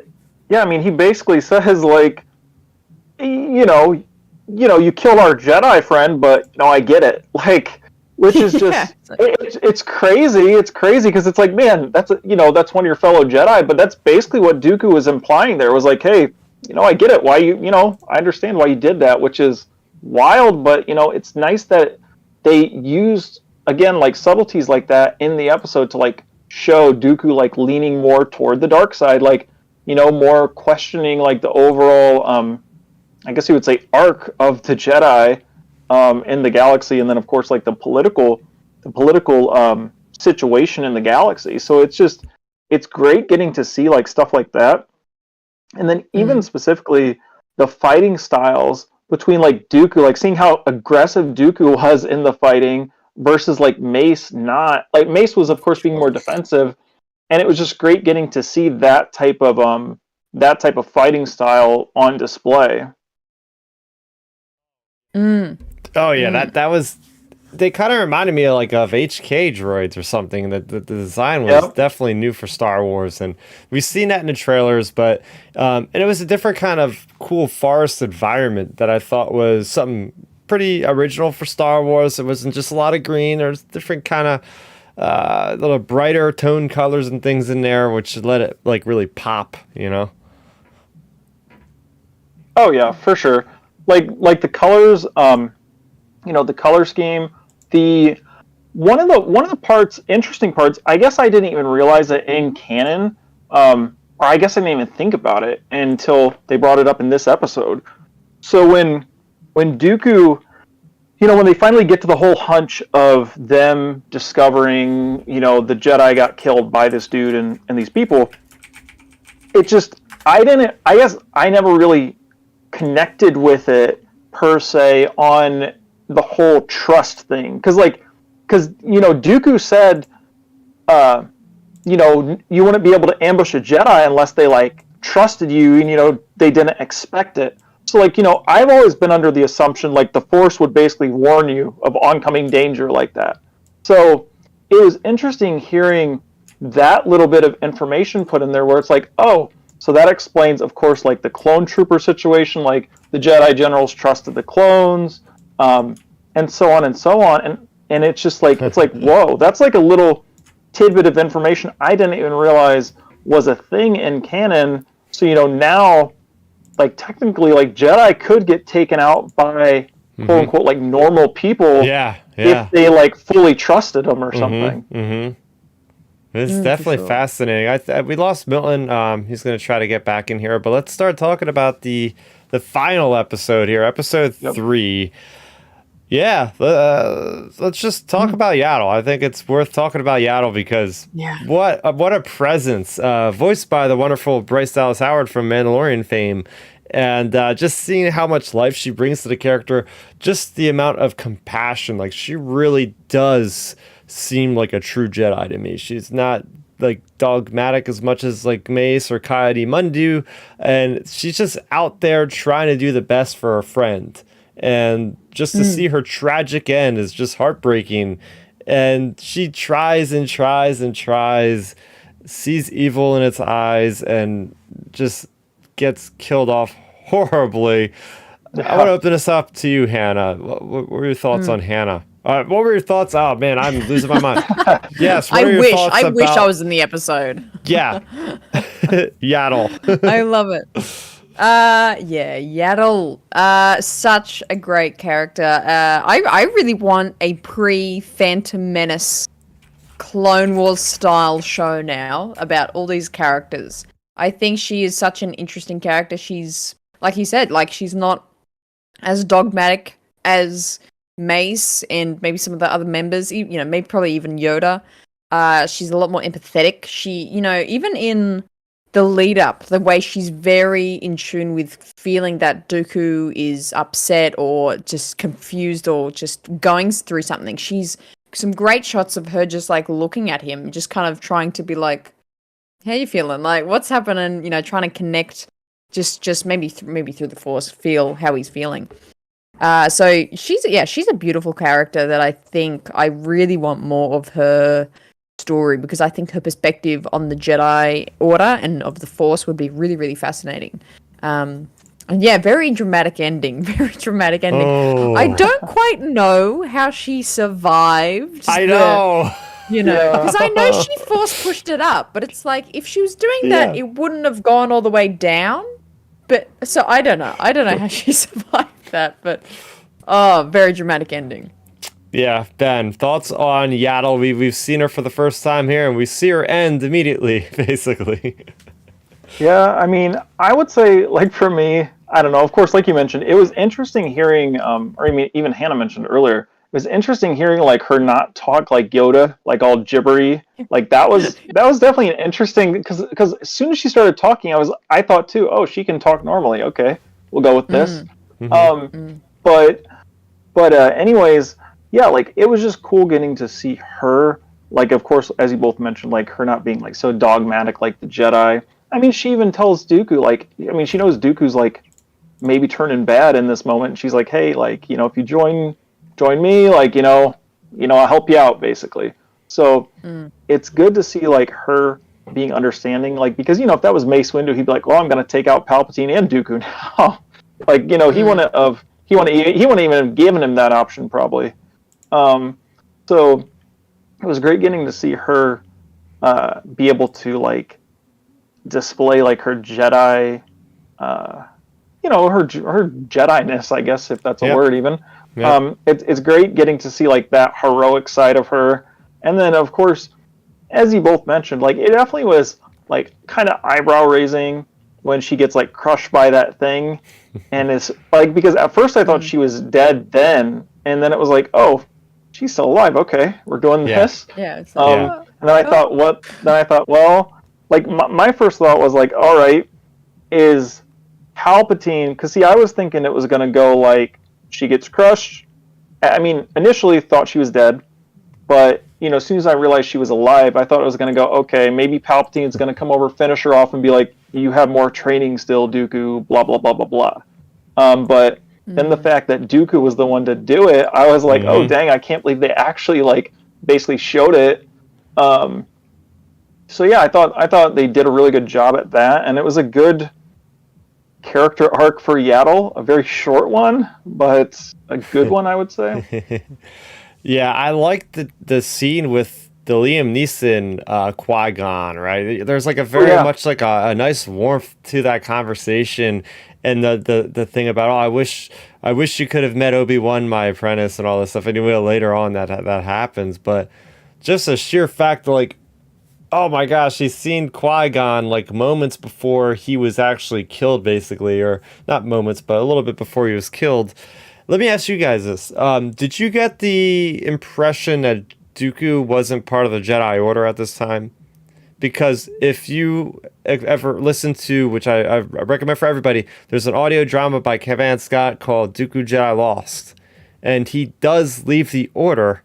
And then, at least in the Obi-Wan books, the Obi-Wan young adult novel, Obi-Wan Padawan, that came out over the summer, they actually have a Dooku part where Dooku is not part of the Jedi Order, but he's able to still visit the Jedi Order, the Jedi Temple. He's able to visit there, not being a part of the Jedi anymore. So I got the impression that, yeah, if he hasn't seen Obi-Wan, he hasn't seen Qui-Gon, this is one of his, like, journeys, even though he has insidious mission this time to turn off the Camino thing. It's like, oh, this fits in with all the other stories so far. So I really liked how they actually, basically in my headcanon, like, yeah, Dooku Jedi Lost, it exists. It's in its own little thing where it fits in nicely. Then he's there doing his thing with Sidious's orders and all. Well, just with the dialogue through the whole episode, I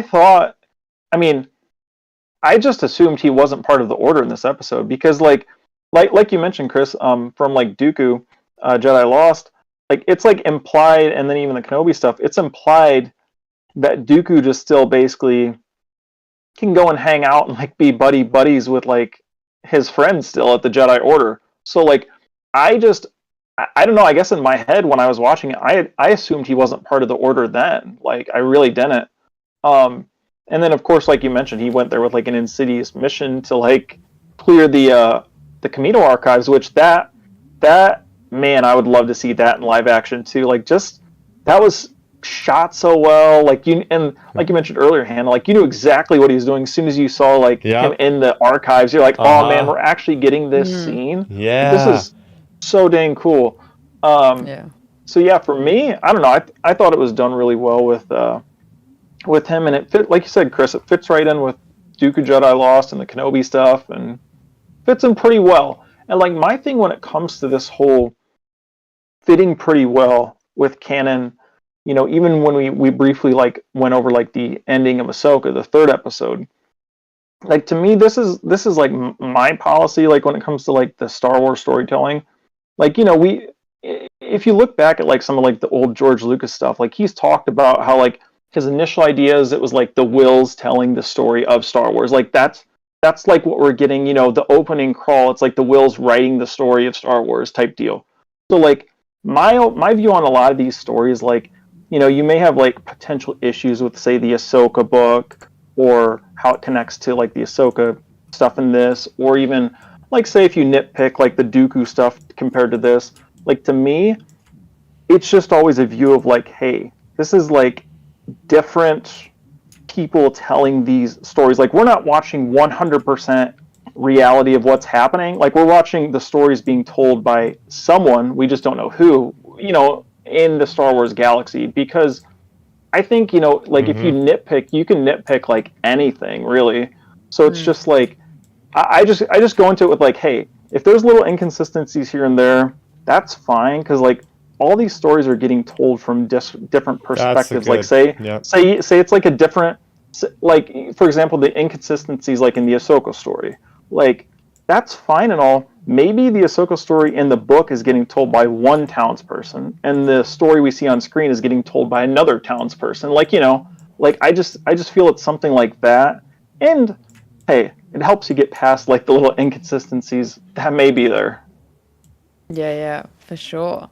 And one of the, I mean, you know, speaking of connective things, and one thing I want to mention is that line in Attack of the Clones that where Obi-Wan's captured on Geonosis, and Dooku says that, like, they talk about Qui-Gon, and No, and he Love has it. that line which he really emotionally says, where it's like, I wish, I wish he was still alive today to see this, or something, or Yeah. he'll help me, whatever that line it was. Exactly. He was so emotional, and I always wondered, why was he so emotional about this?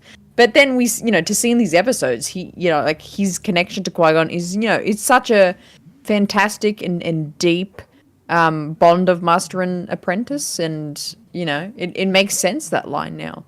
I do ask the question of, like, is that an actual question? If Qui-Gon was alive, what would, like, I don't think he would join Dooku, but it's like, it's that interesting question where, like, well, Dooku's like, yes, he's kind of on the dark side now, but his kind of theories were kind of correct, and his perspective was kind of correct, that of corruption. Like, would Qui-Gon agree with him at this point? It's an interesting concept, like that question of what would Qui-Gon be doing now? I feel like with him, maybe, like, I don't know, it's hard to project it, but I think, like, the way, like, say the events go down, like, I feel like there's a chance he leaves the Jedi Order, maybe not to, like, directly turn evil, but maybe just leave seeing, like, the dogmatic parts of the Jedi, like, creep up more and more and more. Like, in Attack of the Clones, they get so into the politics of it. Like, I feel like at that point, Qui-Gon would maybe be like, hey, I'm checking out. Like, I'm good. Yeah. He would, just like because it's like he was already kind of, Oh, 100%. 100%. Like him, Ahsoka, like, he's very similar to the Ahsoka character. Yeah, so finishing up with just the Tales of the Jedi discussion here.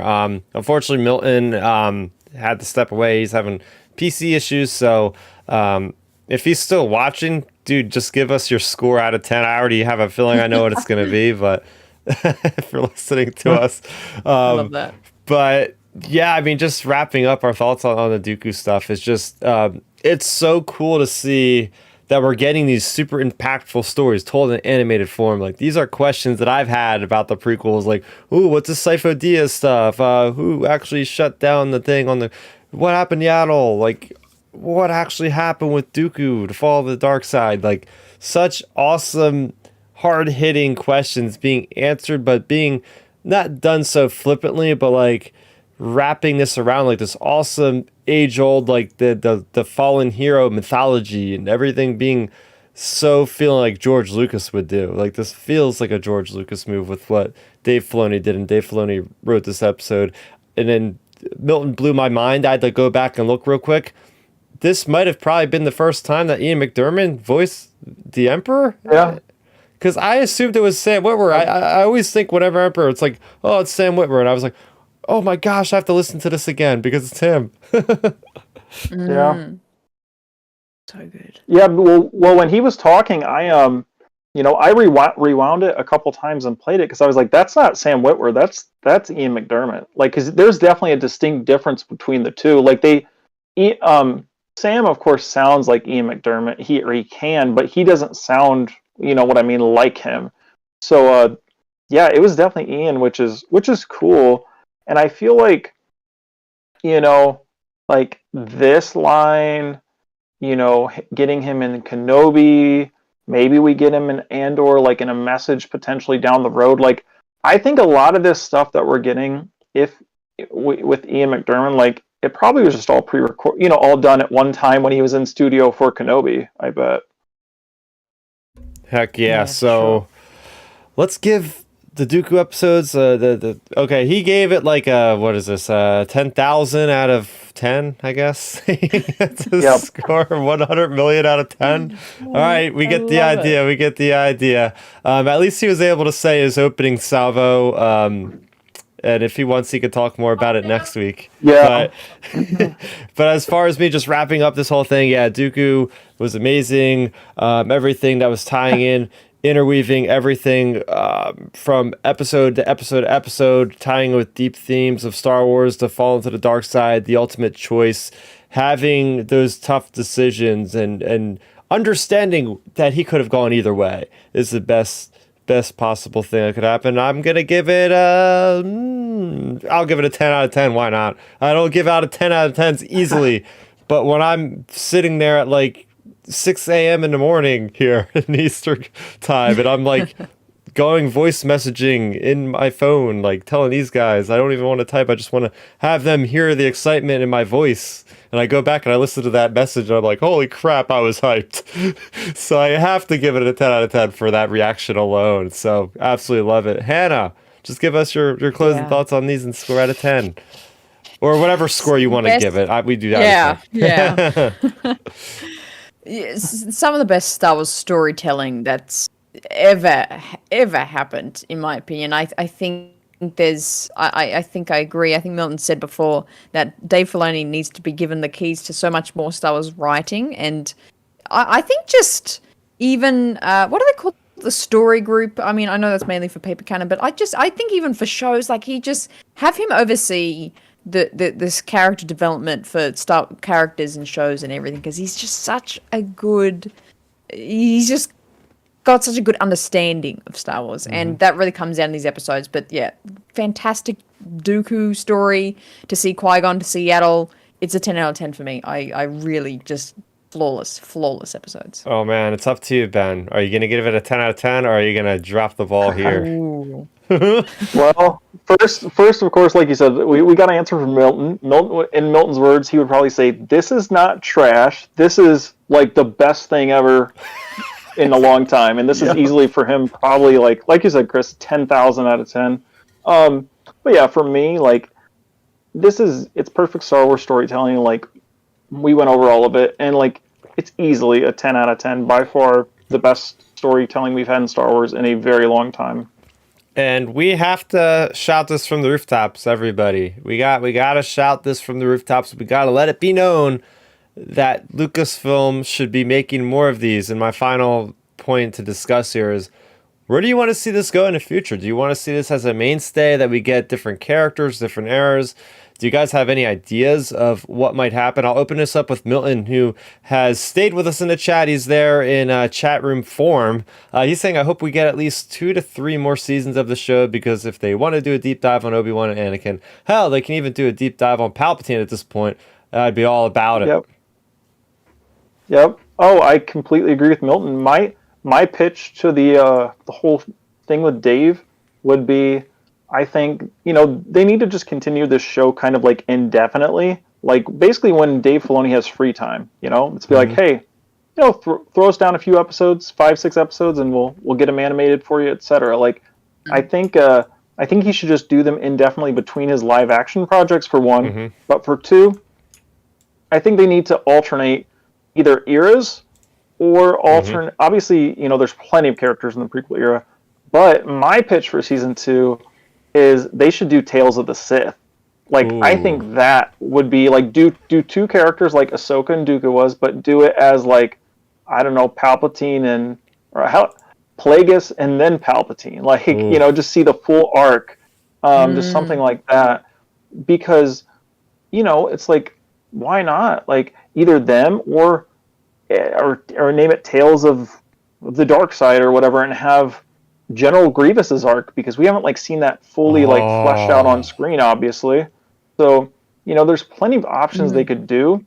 I just think, alternating it from good to bad would be cool, or good to bad to a different era even, and so on. There's plenty of options you can do, and just keep doing these little arcs. They don't have to be 25-minute episodes. Just do 10 to 12, 14-minute episodes, and you're good to go. This was a big success in my opinion, and not that Twitter's the be all end all by any stretch, but when this show came out, it was trending for a couple days. You kept seeing people talking about it. So obviously it has some legs and popularity. So to me, I just think, if I had to say right now, I would say do Tales of the Sith for the next season. Oh yeah, we're getting everybody agreeing about this. Battling Boston, seeing more Tales of the Sith. Yeah, that'd be great. Through more and more stories without an end. It's been unanimous there in our chat, which is a very, very, very small sample size, but nonetheless, everybody in this chat is pretty unanimous about it, because most of the time, we got some mixed things here and there, and like you said, Twitter, gosh darn it, Celebration Europe, let's get it, that realization, that confirmation, we're getting more of these things. Hannah, what characters would you like to see featured specifically? Yeah, I mean, I completely echo everything you guys said, and Ben, what you're saying about Tales of the Sith. I think they could go in such a cool direction with that. Talk about maybe some Inquisitors, background on some different Inquisitors as well. But I would also love, yeah, like what you're saying, make this a continuous thing where it's really looking at key characters that aren't necessarily the main characters. So I would love a Tales of the New Republic. I would love some, we could even see Mon Mothma, what Mon Mothma's doing in the New Republic at that time. And things like areas like that where it's like, it's just giving padding and context around to certain areas of Star Wars. Like, especially I think the sequel trilogy definitely needs that treatment of shows, like even more books, more stories around it to build it up, to kind of flesh out a lot of the stories there, which are like, have such good basis, but I, need more of that. Like, oh, this is what that person's doing. This is what that person's doing. So I would love a bit of a New Republic version of Tales, and even post Rise of Skywalker. I would love to see a show after that. Maybe it could even be on Rey, Tales of the Jedi, Tales of the.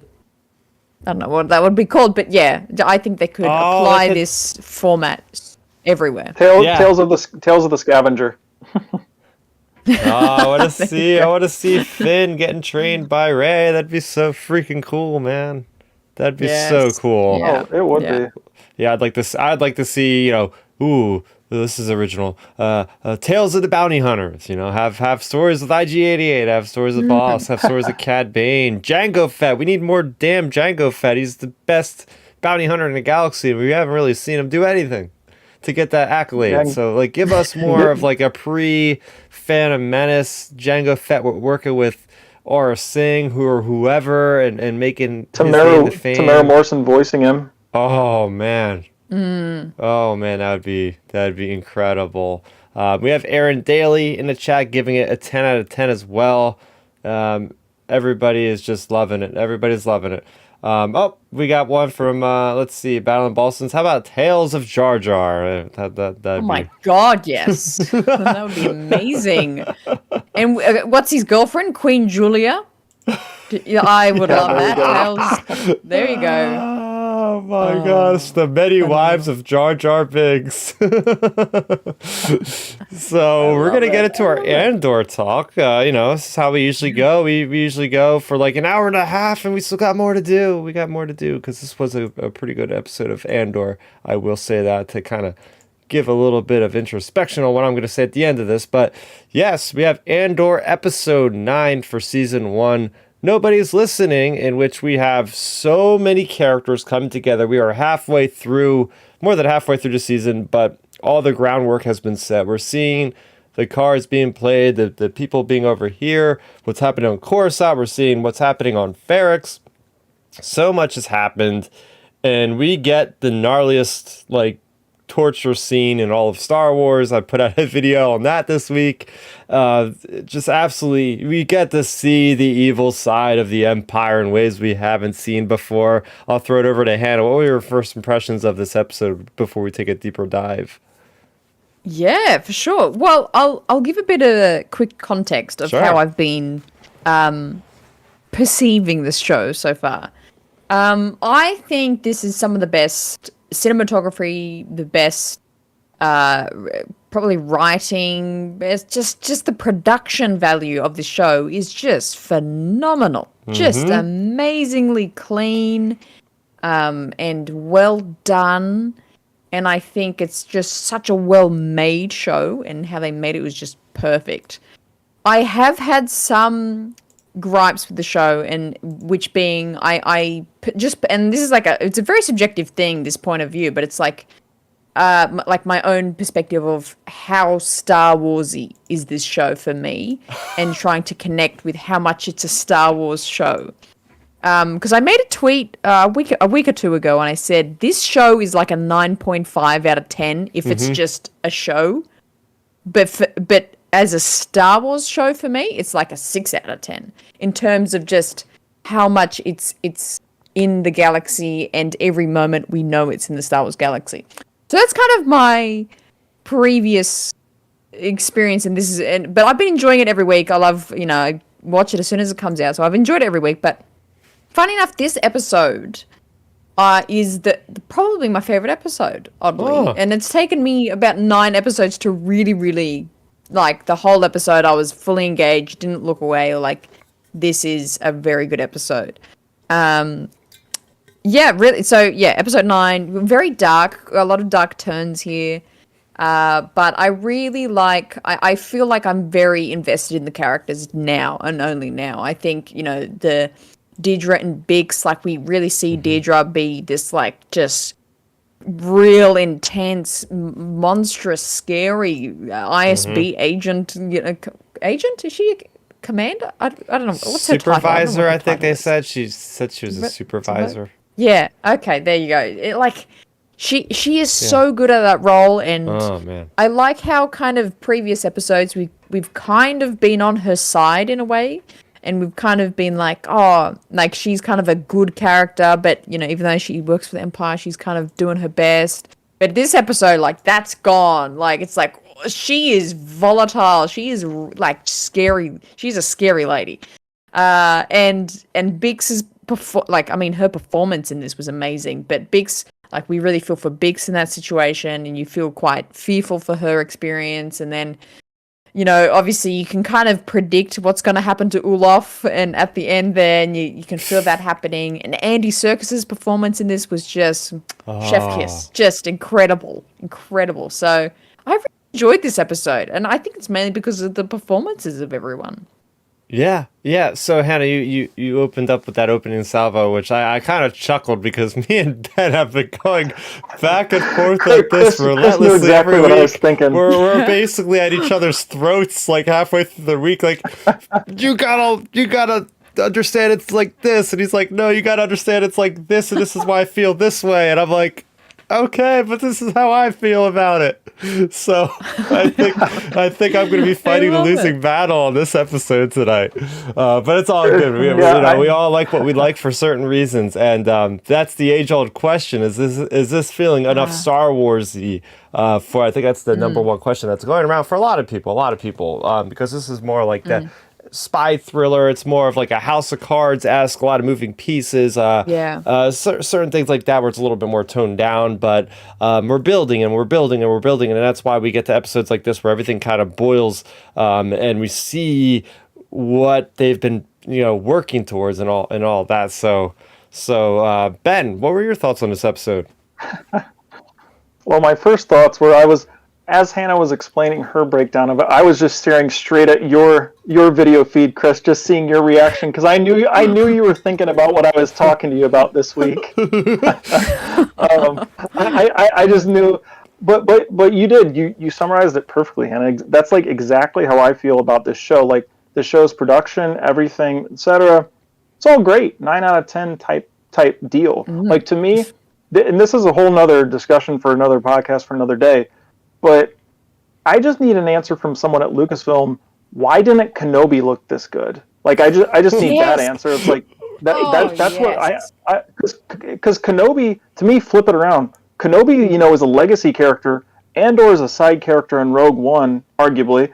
So, like, why would you not give Kenobi this budget and cinematography, et cetera, et cetera, et cetera? But like I said, that's a whole 2-hour podcast in and of itself.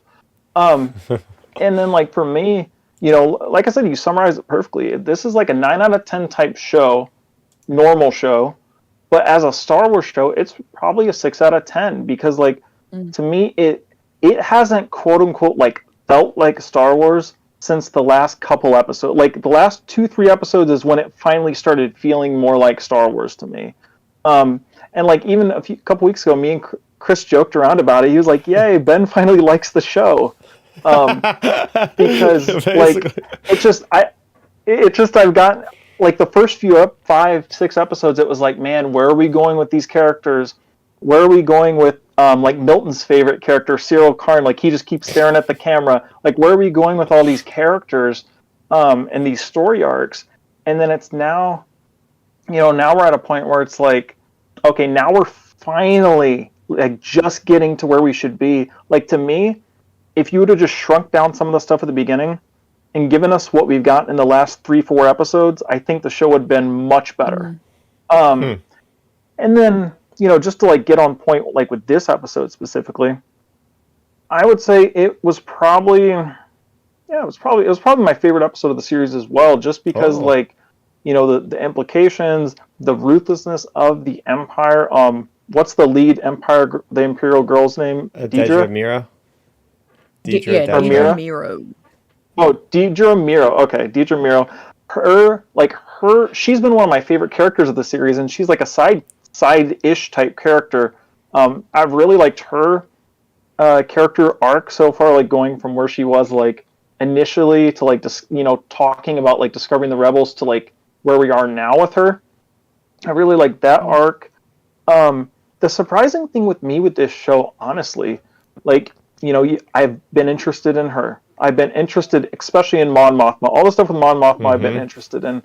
But Cassian being the title character, it's like a lot of his stuff I just don't care too much about. I really don't. Other than like the actual environment, I'm not caring as much about his character journey than the environments that we're seeing from his like experiences, if that makes sense. Like I can see it. It's like, ooh, are we in a Death Star factory or something? Is it like I mean, obviously that's what they're doing. Since they're wiping out these workers and stuff. Like, it's obviously the Death Star. So, to me, that's kind of like my feeling so far on it. And but this episode though, it was definitely my favorite.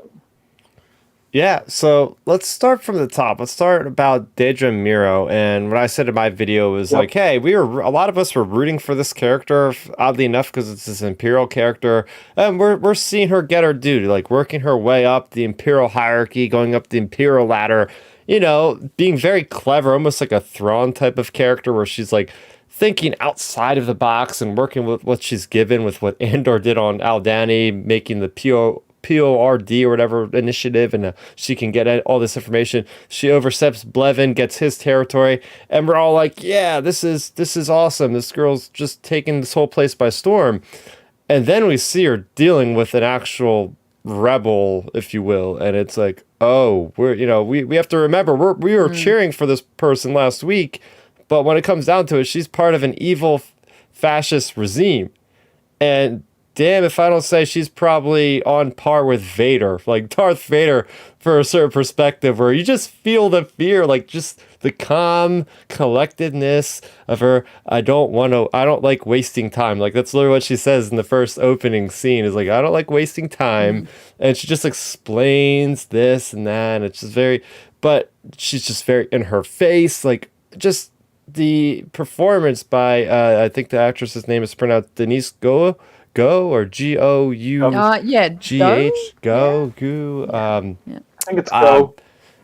But just absolutely incredible performance. The ambiance of that scene, and of course Bix, the actress there that plays Bix, giving her credit, Adria Arjona. Just her reactions, her face, and you see how it goes. It cuts back. What I love about this scene is it's like they show last episode the dude in the chair getting ushered out, and she makes a play on it like, you're not supposed to be there, whatever. So you see what happened and the effect of the actual implement that is used. What is your guys' reaction of like the actual kind of torture they use? Like, we expect in a spy thriller, like, oh, it's some physical manifestation of pain, but no, this is pain on a whole nother level that you never would expect. Yeah, when it first came out, actually, I thought for some reason that it was gonna be the thing that Lobot has on his head and that we see in Rebels. Yeah, I thought it was that thing. I'm like, oh, is that because in that Rebels character that like Ezra knows, it's like a family friend, and he goes all scrambled in the head, and he kind of can talk a little bit after it, but he's really kind of out of it. I thought, oh, is this the same device? So I don't know if that's connected or if it may be a related device, but yeah, no, the psychological torture of this is that's horrific, and somehow that is worse than physical. I think. For it was so confronting, and it's just like, And the doctor that played Yeah. that and that scene was just he was creepy. What a weirdo. God. Oh my gosh, It's like, Joshua oh, yes, James, like the the sounds actor. of children screaming. It's like, oh my God. Yeah, because what's so nice is the mystery and also the anticipation of what's going to happen. It's like they do such a great job with the writing of explaining what happened to the previous guy, her friend, like how he was after he tried to resist so long and it was worthless, and then now he's like emotionally scarred forever. So they explain like a connection that was close to her. Then they explain how the actual thing was manufactured and how the Imperials mistakenly came across it and got screwed up in the head. So all of a sudden, this tension's building up, and you're like, "Oh my gosh, what's this gonna do to Bix?" And then you actually see what it does to her while it's happening, and then after the fact, where she is like a different person, like she has like no will left, and we know that it was effective enough because we find out later in the episode she basically spilled that Andor was there like a couple days before. So we see from before, during, and after. We've seen lots of torture scenes in Star Wars. The first Star Wars movie had Darth Vader just torturing Leia, and it was even worse after the fact, knowing that it was her father doing it. And things like Empire Strikes Back and Force Awakens with like mind force probes and all this kind of crazy stuff, and yet this still felt like it had the most impact. What about you, Ben? What'd you think about this whole implement here? Yeah, see, at first when we were going to the whole torture thing, I was like, are we gonna get a new take on that whole like table thing Han was strapped to in Empire Strikes Back, something like that, where he's like hot, like and is like getting zapped or whatever it is.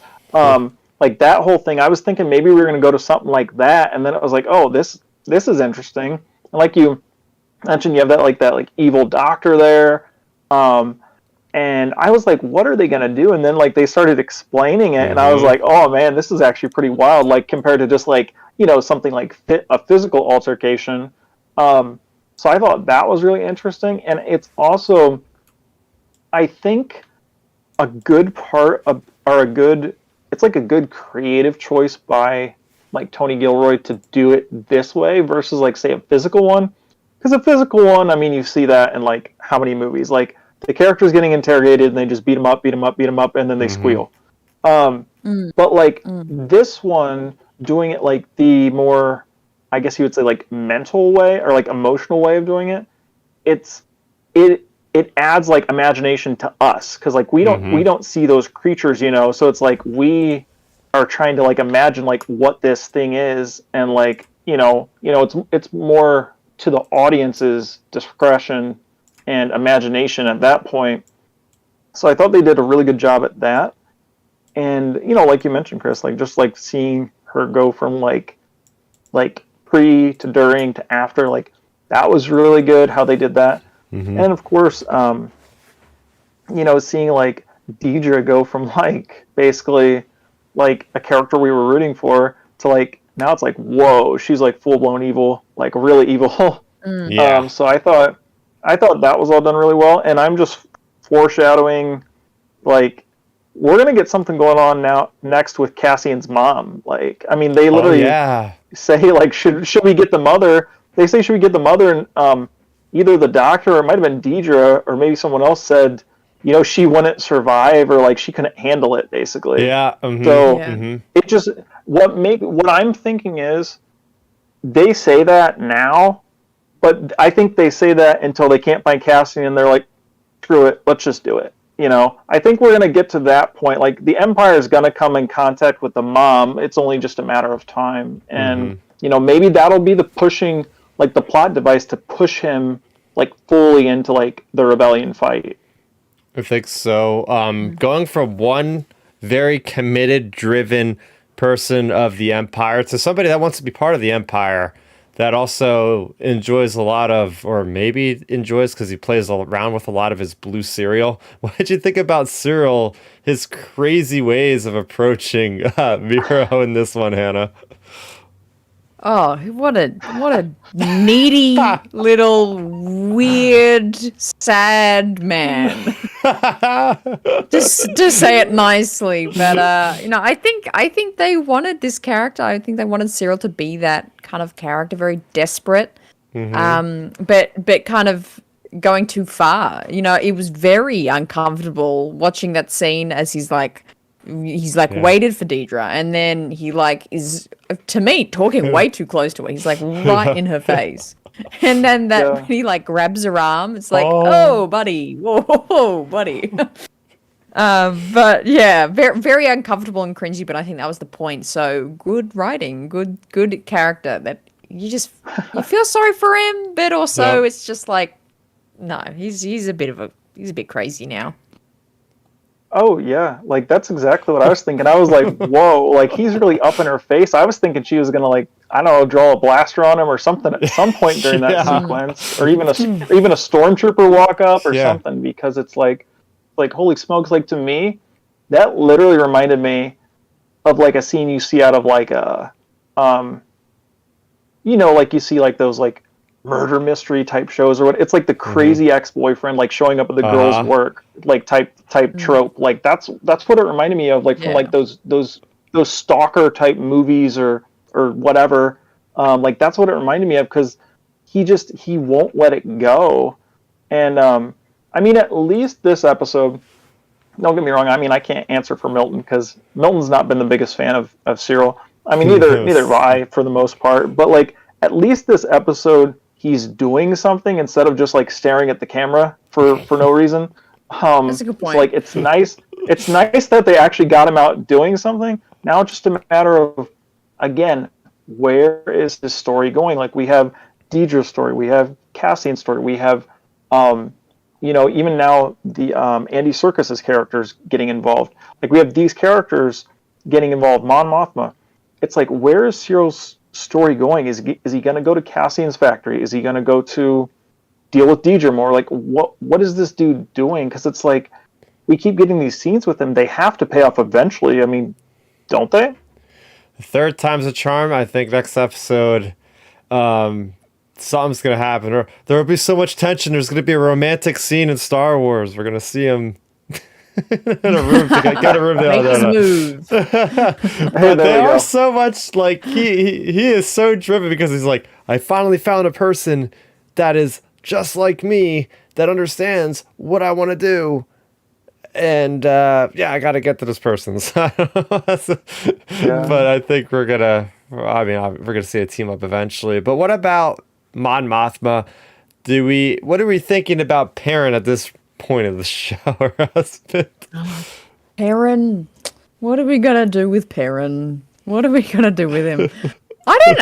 He's such an interesting character, and I actually still can't tell what's gonna happen with him. I think we're led to believe that he's gonna be the one that turns against Mon, and probably either dobs her in, or finds out about what she's doing or something. But I feel like he might find out what she's doing and side with her, and maybe Tay Colmer is the one that kind of betrays this whole plan of getting the funds and money to help the rebellion. I think something like that is set to happen. But yeah, Perrin, he's not the greatest guy. He's just odd. Every scene with him is odd, and I think they've done, again, really good kind of character development, but not even in the dialogue. I think just the shots of him, the way he looks at Mon Mothma, or where he's looking to very suspiciously. I've got a lot of questions around him. I can't wait to see them paid off and kind of answered of where his character is going. Yeah. So with the character of Vel showing up, do we think there's any kind of familial relationship to Mon at all with her, or because it seems like she's been around the family, but that could be her cover for a while. I wonder if she got recruited by Mon first, if she's not familial, or if she got recruited by Lucien first. It's that whole thing I'm thinking about. I don't know, maybe if I wasn't paying enough attention, or if you guys have any more input on that. But that was definitely a low blow with Perrin, because it's oh yeah, you're getting too old to find a man. And it's like, wait, does he also know that? It's like roasted. Yeah, but like, I don't know if it's like another shot down peg, because if he knows that, she's only really, I guess, into women because she was with Cinta. So I don't know if he also knew that information was dragging her further underground. Like, this guy's an absolute jackass. Like, oh man, like you just want to punch the guy in the face. Yeah, it was super rude of him. Yeah, jackass is the right word. He's such a just rude. I'm like, how can you just say that? And even you're too old to like find a man now. You would have to marry like a widower, like someone, It's just like, oh, geez, she's not even that old, seemingly. So seriously, it's like, why are you so rude? Yeah, I mean, I don't know. I feel like with her character, I think it's kind of along the lines you're thinking, Chris, though, about. I think she might have been one of the early, like, rebel starters or like rebel people. I would say. I think a lot of these characters are, for the most part, though. Like Luthen, like a lot of these people, I think this is like the original crew of rebels we're seeing, maybe. So, like, I think it's going to be something along those lines, potentially. And again, like you both mentioned with like Perrin and even their daughter, like things like that. Like, there has to be something to push. I mean, I've been saying it since the beginning of the series. Again, like Mon Mothma, from what we've seen anyways in this show specifically, not even like including anything else, like other books or anything, like as of what we've seen in this show so far, like she's just basically writing the checks. Like, she's not getting her hands dirty yet. So to me, like, what's going to be the thing that pushes her, like, like Cassian? Like, what's going to be the pushing point that pushes both of them fully into the rebellion stuff? Like, that's the big point. Like, to me, it's either her husband turns on her, or who knows, even her daughter turns her in. Like, we don't. I mean, that could maybe happen. Or Tay turns on her. Like one of these things, or maybe the Empire takes one of these people out. Like, and there has to be some type of a plot device to push her into the fight, like, fully, versus just, hey, I'm the rich person writing the checks. Yeah, because we know in Rebels, I don't know what season it is, but the Gorman massacre, which has been mentioned a couple times, like the Gormans are having issues with the trade routes and all. But I don't think that would happen this season, because I think that's a little bit further. That's like further closer to Rogue One. But I mean, so it's going to be interesting if she. I don't know, I have a feeling that her daughter is more of a spy, sadly enough, or something like that, because she keeps popping up like in the weirdest places, like kind of just there. It's like, Yeah, you're like, what is this about? Like, what? Why were you here? Like, yes, yeah.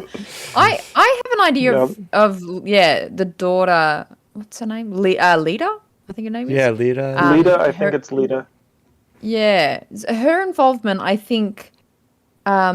Speaking of late Princess of Alderaan, we get a big insight into the legislative youth program, and I was thinking, well, if Lita's a daughter of a senator, would she be in that program? Is she been from quite a young age, quite indoctrinated into the thinking of Palpatine and being like, yeah, Palpatine's a great guy, he's doing great things. So then maybe she's like, of that thinking, and then maybe she finds out about her mum and rats her out. Maybe that is the way, because her presence is odd. Oh, for sure. Well, that's another good point. Like, I think either Milton or one of us had brought it up on a prior podcast. Like, the thing is, a lot of people may overlook with this series is, like, a lot of people probably support Palpatine and the government because it's like, hey, this is our government, like, protecting us, like, type deal. Like, so to me, I mean, look, we just saw in the Ahsoka episode, for example, that the guy that's in the village, he's like, oh, the Empire provides protection, blah, blah, blah, blah, blah. Like, so there's definitely going to be people like that. And, like you mentioned with Lita, like, she would have been growing up. I mean, however old we think she is, I mean, she definitely has grown up through this Imperial age. And if she was like, say, a kid during the fall of the Republic, she probably viewed the Jedi as bad guys. I mean, look, they tried to take out basically the president of the galaxy. So like, you know, it's just, I think it's natural. Like she probably does lean more toward supporting Palpatine and like that whole cause.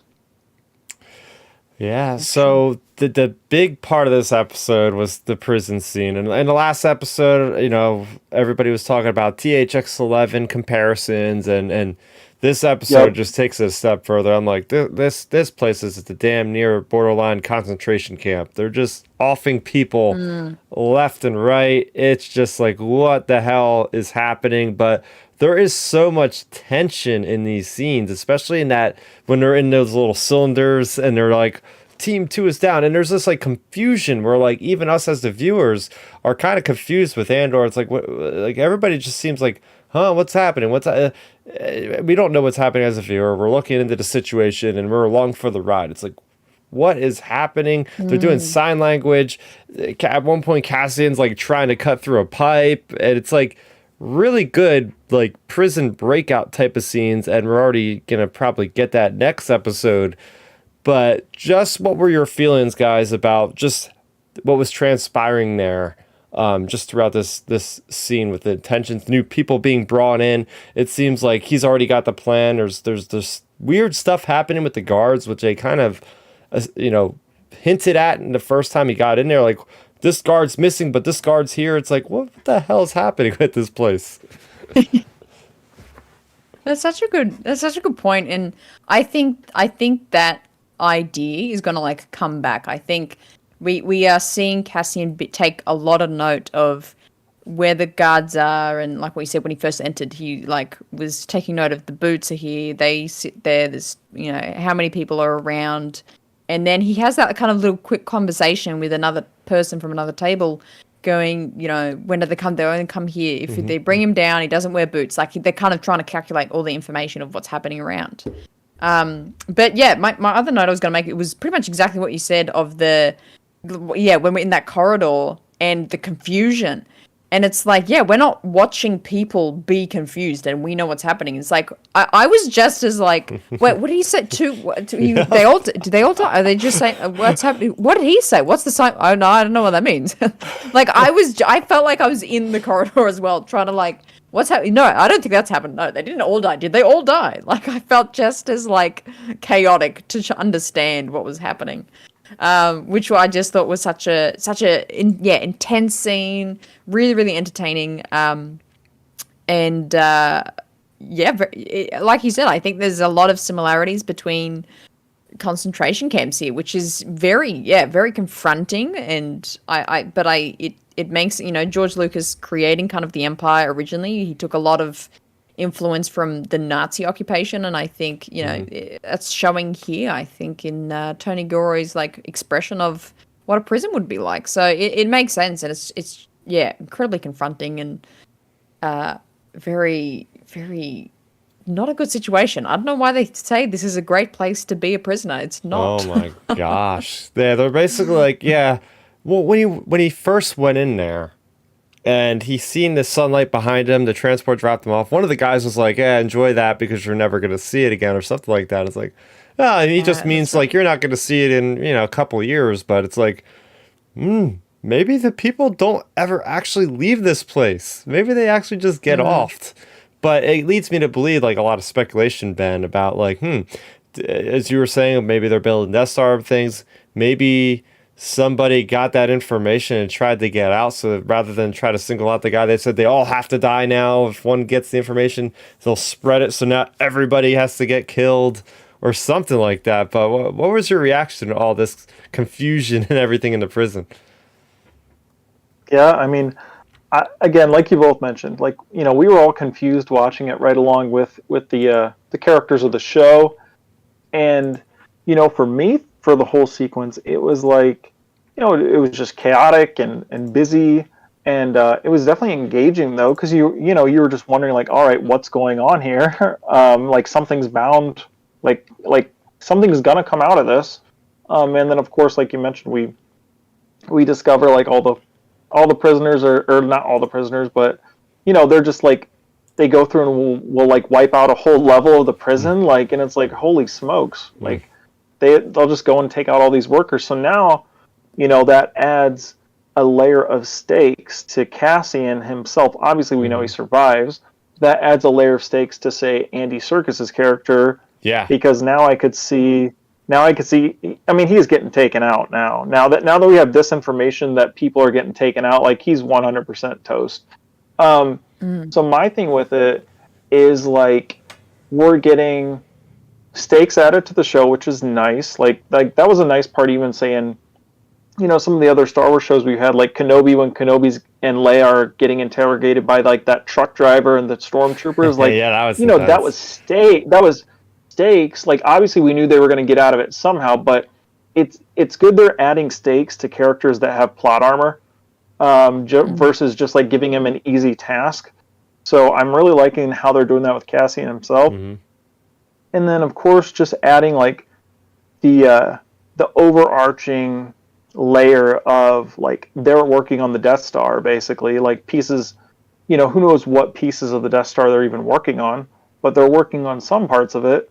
And it's just a matter of, like, I wonder if they're going to do, like, they haven't really done it so far, but I wonder if we're going to get some type of a shot, some type of a thing to, like, fully confirm it, like something to really, like, lay on, like, yeah, this is the Death Star. Because, we've got little tidbits here and there, like say, to, like, me, fan service, for example, isn't a bad thing if it's done well. Like, for example, getting Palpatine mentioned in some of the episodes prior, that was done well. Like, that's fan servicey, but it works.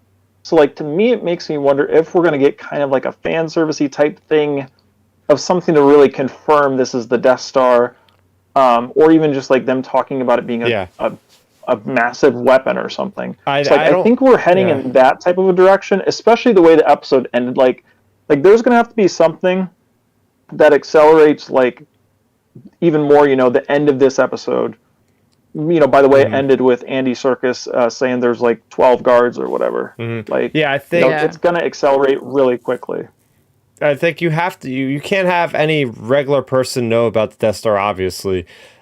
Cassian might get, like, an inkling of, oh, the Empire's building something, but if we're going to get a confirmation, it might be, like, to Dedra Miro, because she's our ISB agent that would probably be partial on that information, since they have to keep the secrets and all with the Empire. That location or something. So they'll be like, oh, there was a breakout for the first time ever on one of our production plants for the DS1. They won't even say Death Star. They'll probably say, like, DS1, keep it coded. And it'll be like, us people will be like, oh, they meant the Death Star. It's not going to be, like, super in your face. But they'll be like, we have to lock this stuff down. Let's kill the Geonosians, because we know that they got gassed. They'll be like, oh, we can't let anybody have a blunder like this again. Go kill the Geonosians, or something like that. But, well, yeah. I was going to say, just to throw out there real quick when we're on the Death Star topic, actually, just thinking about it more, do both of you think maybe Saul ends up being a person involved with all of this? Because, he's the one speculating in Rogue One about, like, a super weapon, and, like, he's the one doing a lot of the speculation. So to me, is he going to be the one maybe that somehow gets involved with this, maybe gets an inkling of it, versus just straight up Cassian? Because, like, obviously Saul's so paranoid and everything. Like, it makes me wonder if he's going to potentially be the one involved to, like, somehow get a hint versus, like, any of our other characters. That's a good point. And we got pretty good information. We didn't see Saul this week, but there was, like, again, what I like about this show is sometimes there's a lot of nuance, and some of these conversations move by so quick that you have to, like, sometimes turn on subtitles to really get the full context. But that's cool. It's like we're not being spoon-fed. There's a little bit more layers with this show. But there was something being said about Steer Garden or something, because that's where, or one of those planets was where was wanting to bring his ships to fight with Lucian, or Lucian was trying to get him to fight these people over in space over here somewhere. So I think we're going to see that next week. We see, like, a space battle in the trailers. I think that's maybe next week. But yeah, I mean, that's a good point. Saul could go there. And finally, I want to talk about Andy Serkis's character and what happened with the I don't even know the older gentleman's name, but What was Ufa? What did you say? Olaf. Olaf. Olaf. Okay. Olaf. I think it's like Olaf with a U, essentially. Oh, See, that's what I was thinking. I was like, are they saying Olaf? Right? But that was insane. I've never seen a medical emergency quite as visceral as the dude literally having a stroke. Like you see, like throughout the course of this episode, like this guy's not having a good day. This guy's like having like memory loss. He seems like it's like really terrible. It's terrifying. It's like this old guy. Like first off, what the hell did he do to even get in here? That's what I want to know. Did he just like jaywalk across the crosswalk? And they're like, oh, you're going to prison for 3 years because of the new act. Sorry. Like this guy doesn't even seem violent at the slightest or anything. But anyway, then yeah, the Empire's just going to throw people in prison for the hell of it, just because they look at him funny. We see what happened with Cassian. But yeah, just to see his transition was really sad. Really, really sad. And it just shows you how evil the Empire is. Like they equip their so-called medics with ways of just dealing with the problem. AKA, if it's too bad of a problem, just kill them. Just, oh, don't worry, they won't feel a thing. But we're just gonna put them out. It's like what? It's like this is evil. Holy crap! Yeah, like an animal. Like they treat them like cattle. It was like absolutely horrible. And that whole conversation that in that last 5 minutes was so intense, and every line you're learning something new. And the doctor's like, when no one's gotten out of here, and then Andy's like, well, what happened, Andy? I don't know, what's his Kino or Kino Loy or something. Yeah, Kino. Well, what happened? And he just looks at him, keep your men in line. Like that's all us. Like you just like, oh my gosh, what is gonna happen? So yeah, really build the intensity really, really nicely. Lots of tension in that conversation. It was the best part of the episode for me. Oh yeah, bam. Oh yeah, I mean I agree with you both again. Like it's just that that whole conversation, well, for one, you have like the doctors being so like casual about like just putting this dude down, and it's like holy smokes, like even the doctors are like pure evil. Because I mean, again, it alludes back to like the old World War II days of like you had those. You hear so many stories about those like evil doctors and medical practitioners back then doing crazy things, and like we have that now in this where they're like, yeah, we'll just put a worker down. So like we get that. And then, of course, you get the conversation between Cassian and Andy. Like you said, his name, whatever, Kino or whatever you guys said. Yeah, Kino, yeah. Okay. Well, funny thing about him, I didn't even recognize that was Andy Serkis at first. I was like, I kept messaging Chris. I was like, the boss. And he was like, do you not know who that is? I was like, I don't know, the boss. Yeah, last week. I was like, you know who that is, right? He's like, what? Andy Serkis. And it just blew his mind on the stream. I was like, yep. Whoa. Hey, see, this is a Snoke origin story. But anyways, yeah, like I'm really excited to see how his character does because, well, for one, his acting. Andy Serkis' acting is so good. And, we've normally just seen him or not even really seen him. He's just like the motion capture guy. And it's great we're actually seeing him. He's a good actor live action wise. Like, he's done a good job so far. And the fact that I was like, it's good they built the stakes of like these characters between him and Cassian. Like, they build up that little bit of a relationship. Not a lot. They build up that little bit of a relationship for us as an audience. Because, like, by the end of it, you're like, come on, like, tell him the guard number. Like, is he going to do it or not? And then, like, he does. So now we know for sure, like, this next episode, like you said earlier, Chris, like, this is Prison Break. Like, they're going to go full Prison Break mode. And it's going to be really interesting to see what happens. Because, I mean, of course, I don't think Andy Serkis is making it out. But I think he's going to probably go out in a pretty cool way, I would say.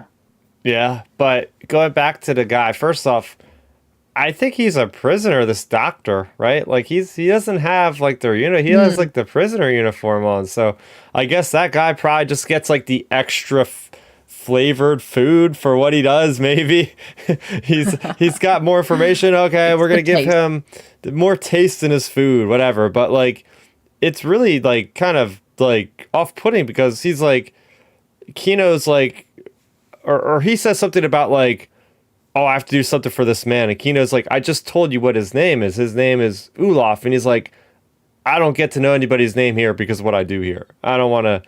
He says something like really like dark, like I don't want to know anybody because, and we later know why, because he basically is the guy that just kills people, just puts them down, whatever, like a dog or something. It's like, well, he's definitely a prisoner because, Kino is like, I mean, at first, you know, when Kino got introduced, he was like, I have 279 days left in my sentence, blah blah blah blah blah blah. Don't mess anything up. So, like, obviously, everybody working at this or like a good majority of these people working at this facility are prisoners. So, man, it's just like, what a horrible job. Like, you're the prisoner. You're like the I guess, involuntary executioner of these prisoners, which is crazy. And then I'm guessing, they probably have like, there's got to be some type of monitoring or something. Like, they're not just letting prisoners run the factory. You wouldn't think, anyways. But it's crazy getting to see, like, this side of the Empire, like, this evil of a side, because we have, this piled on top of the whole interrogation sequence we've already discussed. Like man, we've gotten a lot of wild stuff in this episode. We haven't, like, really seen in Star Wars, like, fleshed out on live action, like, on screen. Heck yeah. So we're running a little bit late here, so I do want to start to wrap things up for tonight because we got so much we had to get through, but we managed to do it all a little bit over 2 hours. But I'm going to give you guys a chance to give your thoughts and scores out of 10. Everybody listening and chiming in the chat, go ahead, type your scores in there as well. I'll throw it to our guest, Hannah. What was your final thoughts and score out of 10 in Nobody's Listening? Yeah, I really enjoy this episode. A bit of mixed feelings of the season so far, but this has been my favorite. I probably have to give it a 8.5 out of 10. There you go, 8.5 out of 10. I am going to go give it a 9 out of 10. I'm going to give this one a 9 out of 10. I really enjoyed how this pushed Star Wars further in ways I'd never seen it go before. Really seeing the evilness of Star Wars. Really seeing a lot of these characters shine, especially with Deidre Miro, seeing her character arc coming so close to being something I was being on board for, then realizing, oh, I shouldn't be rooting for this fascist person that's causing mayhem and evil and harm on these poor people. Like, that's how good the writing is with the show, where it really draws you in, like you were saying, Hannah. It draws you in. You're getting sold on these moments because just the way the acting is, the dialogue, everything on a creative level that's involved is just selling me so much in this last half of the season here. So yeah, 9 out of 10. Ben, what about you? Yeah, for me, I thought it was a really good episode. It was my favorite episode of the season as well. I think they did a really good job of pushing the story forward, giving us more stakes for the characters, which I think is really important for a character that has plot armor like Cassian. And then, of course, introducing new, like, dangers to, potential surrounding characters like Mon Mothma's husband and daughter, like Andy Serkis, like all these characters. Heck, like even Cyril Karn. Like, who knows? Maybe he goes over the deep end and takes out Deidre or something. Like, we never know, like, with these characters, because we don't know where Deidre is, we don't know where Cyril Karn is, we don't know where any of these other characters are. So it's good that they're making them not disposable, but I guess, like, where they can get taken out if they choose to do that. So it's good that they've introduced those type of threats to all these characters. And then I'm just really excited to see where they go with it, because we have, however many episodes left. 3 more episodes. Like, 3. So, of course, like we mentioned, the next one's like the prison break type deal, most likely anyways. And it's just a matter of, like, how all of these stories wrap up, because, again, a lot of these characters are getting, it's like the momentum is building in the season. It's building for Cassian. It's building for Mon Mothma. It's building for the different rebel groups. And, like, we're getting to a point like they have to get to the pushing point to like, just get pushed off the cliff into the full, like head first into all of this. So like we're getting to that point. I don't think we'll be at it just yet next week. I think we're looking at more of that type of cliff in maybe episode 11, but we're getting closer to it. So for me, I would say with all of that being said, I would have to give this an 8.8 out of 10. All right. So we got Ben with an 8.8, Hannah with an 8.5, me with a 9 in the chat. We had Milton who said he loved this episode. This is his favorite episode so far. Battle in Boston's 8.5 out of 10. Aaron Daly, 8 out of 10. And Dark Nerdy Gonzo, 9 out of 10. So, yeah, there you have it. We talked a lot about Tales of the Jedi with the Dooku stuff. We talked about Andor. And we talked about some video games on the front end of this episode. So we dived in a lot. And we want to thank, of course, Hannah for joining us, being the fourth member of this crew tonight. So we had a little bit of technical difficulties. We wish that Milton could have stayed, but he's having some PC issues. But Hannah, tell everybody where they can find you once again. Plug everything you want. The floor is yours.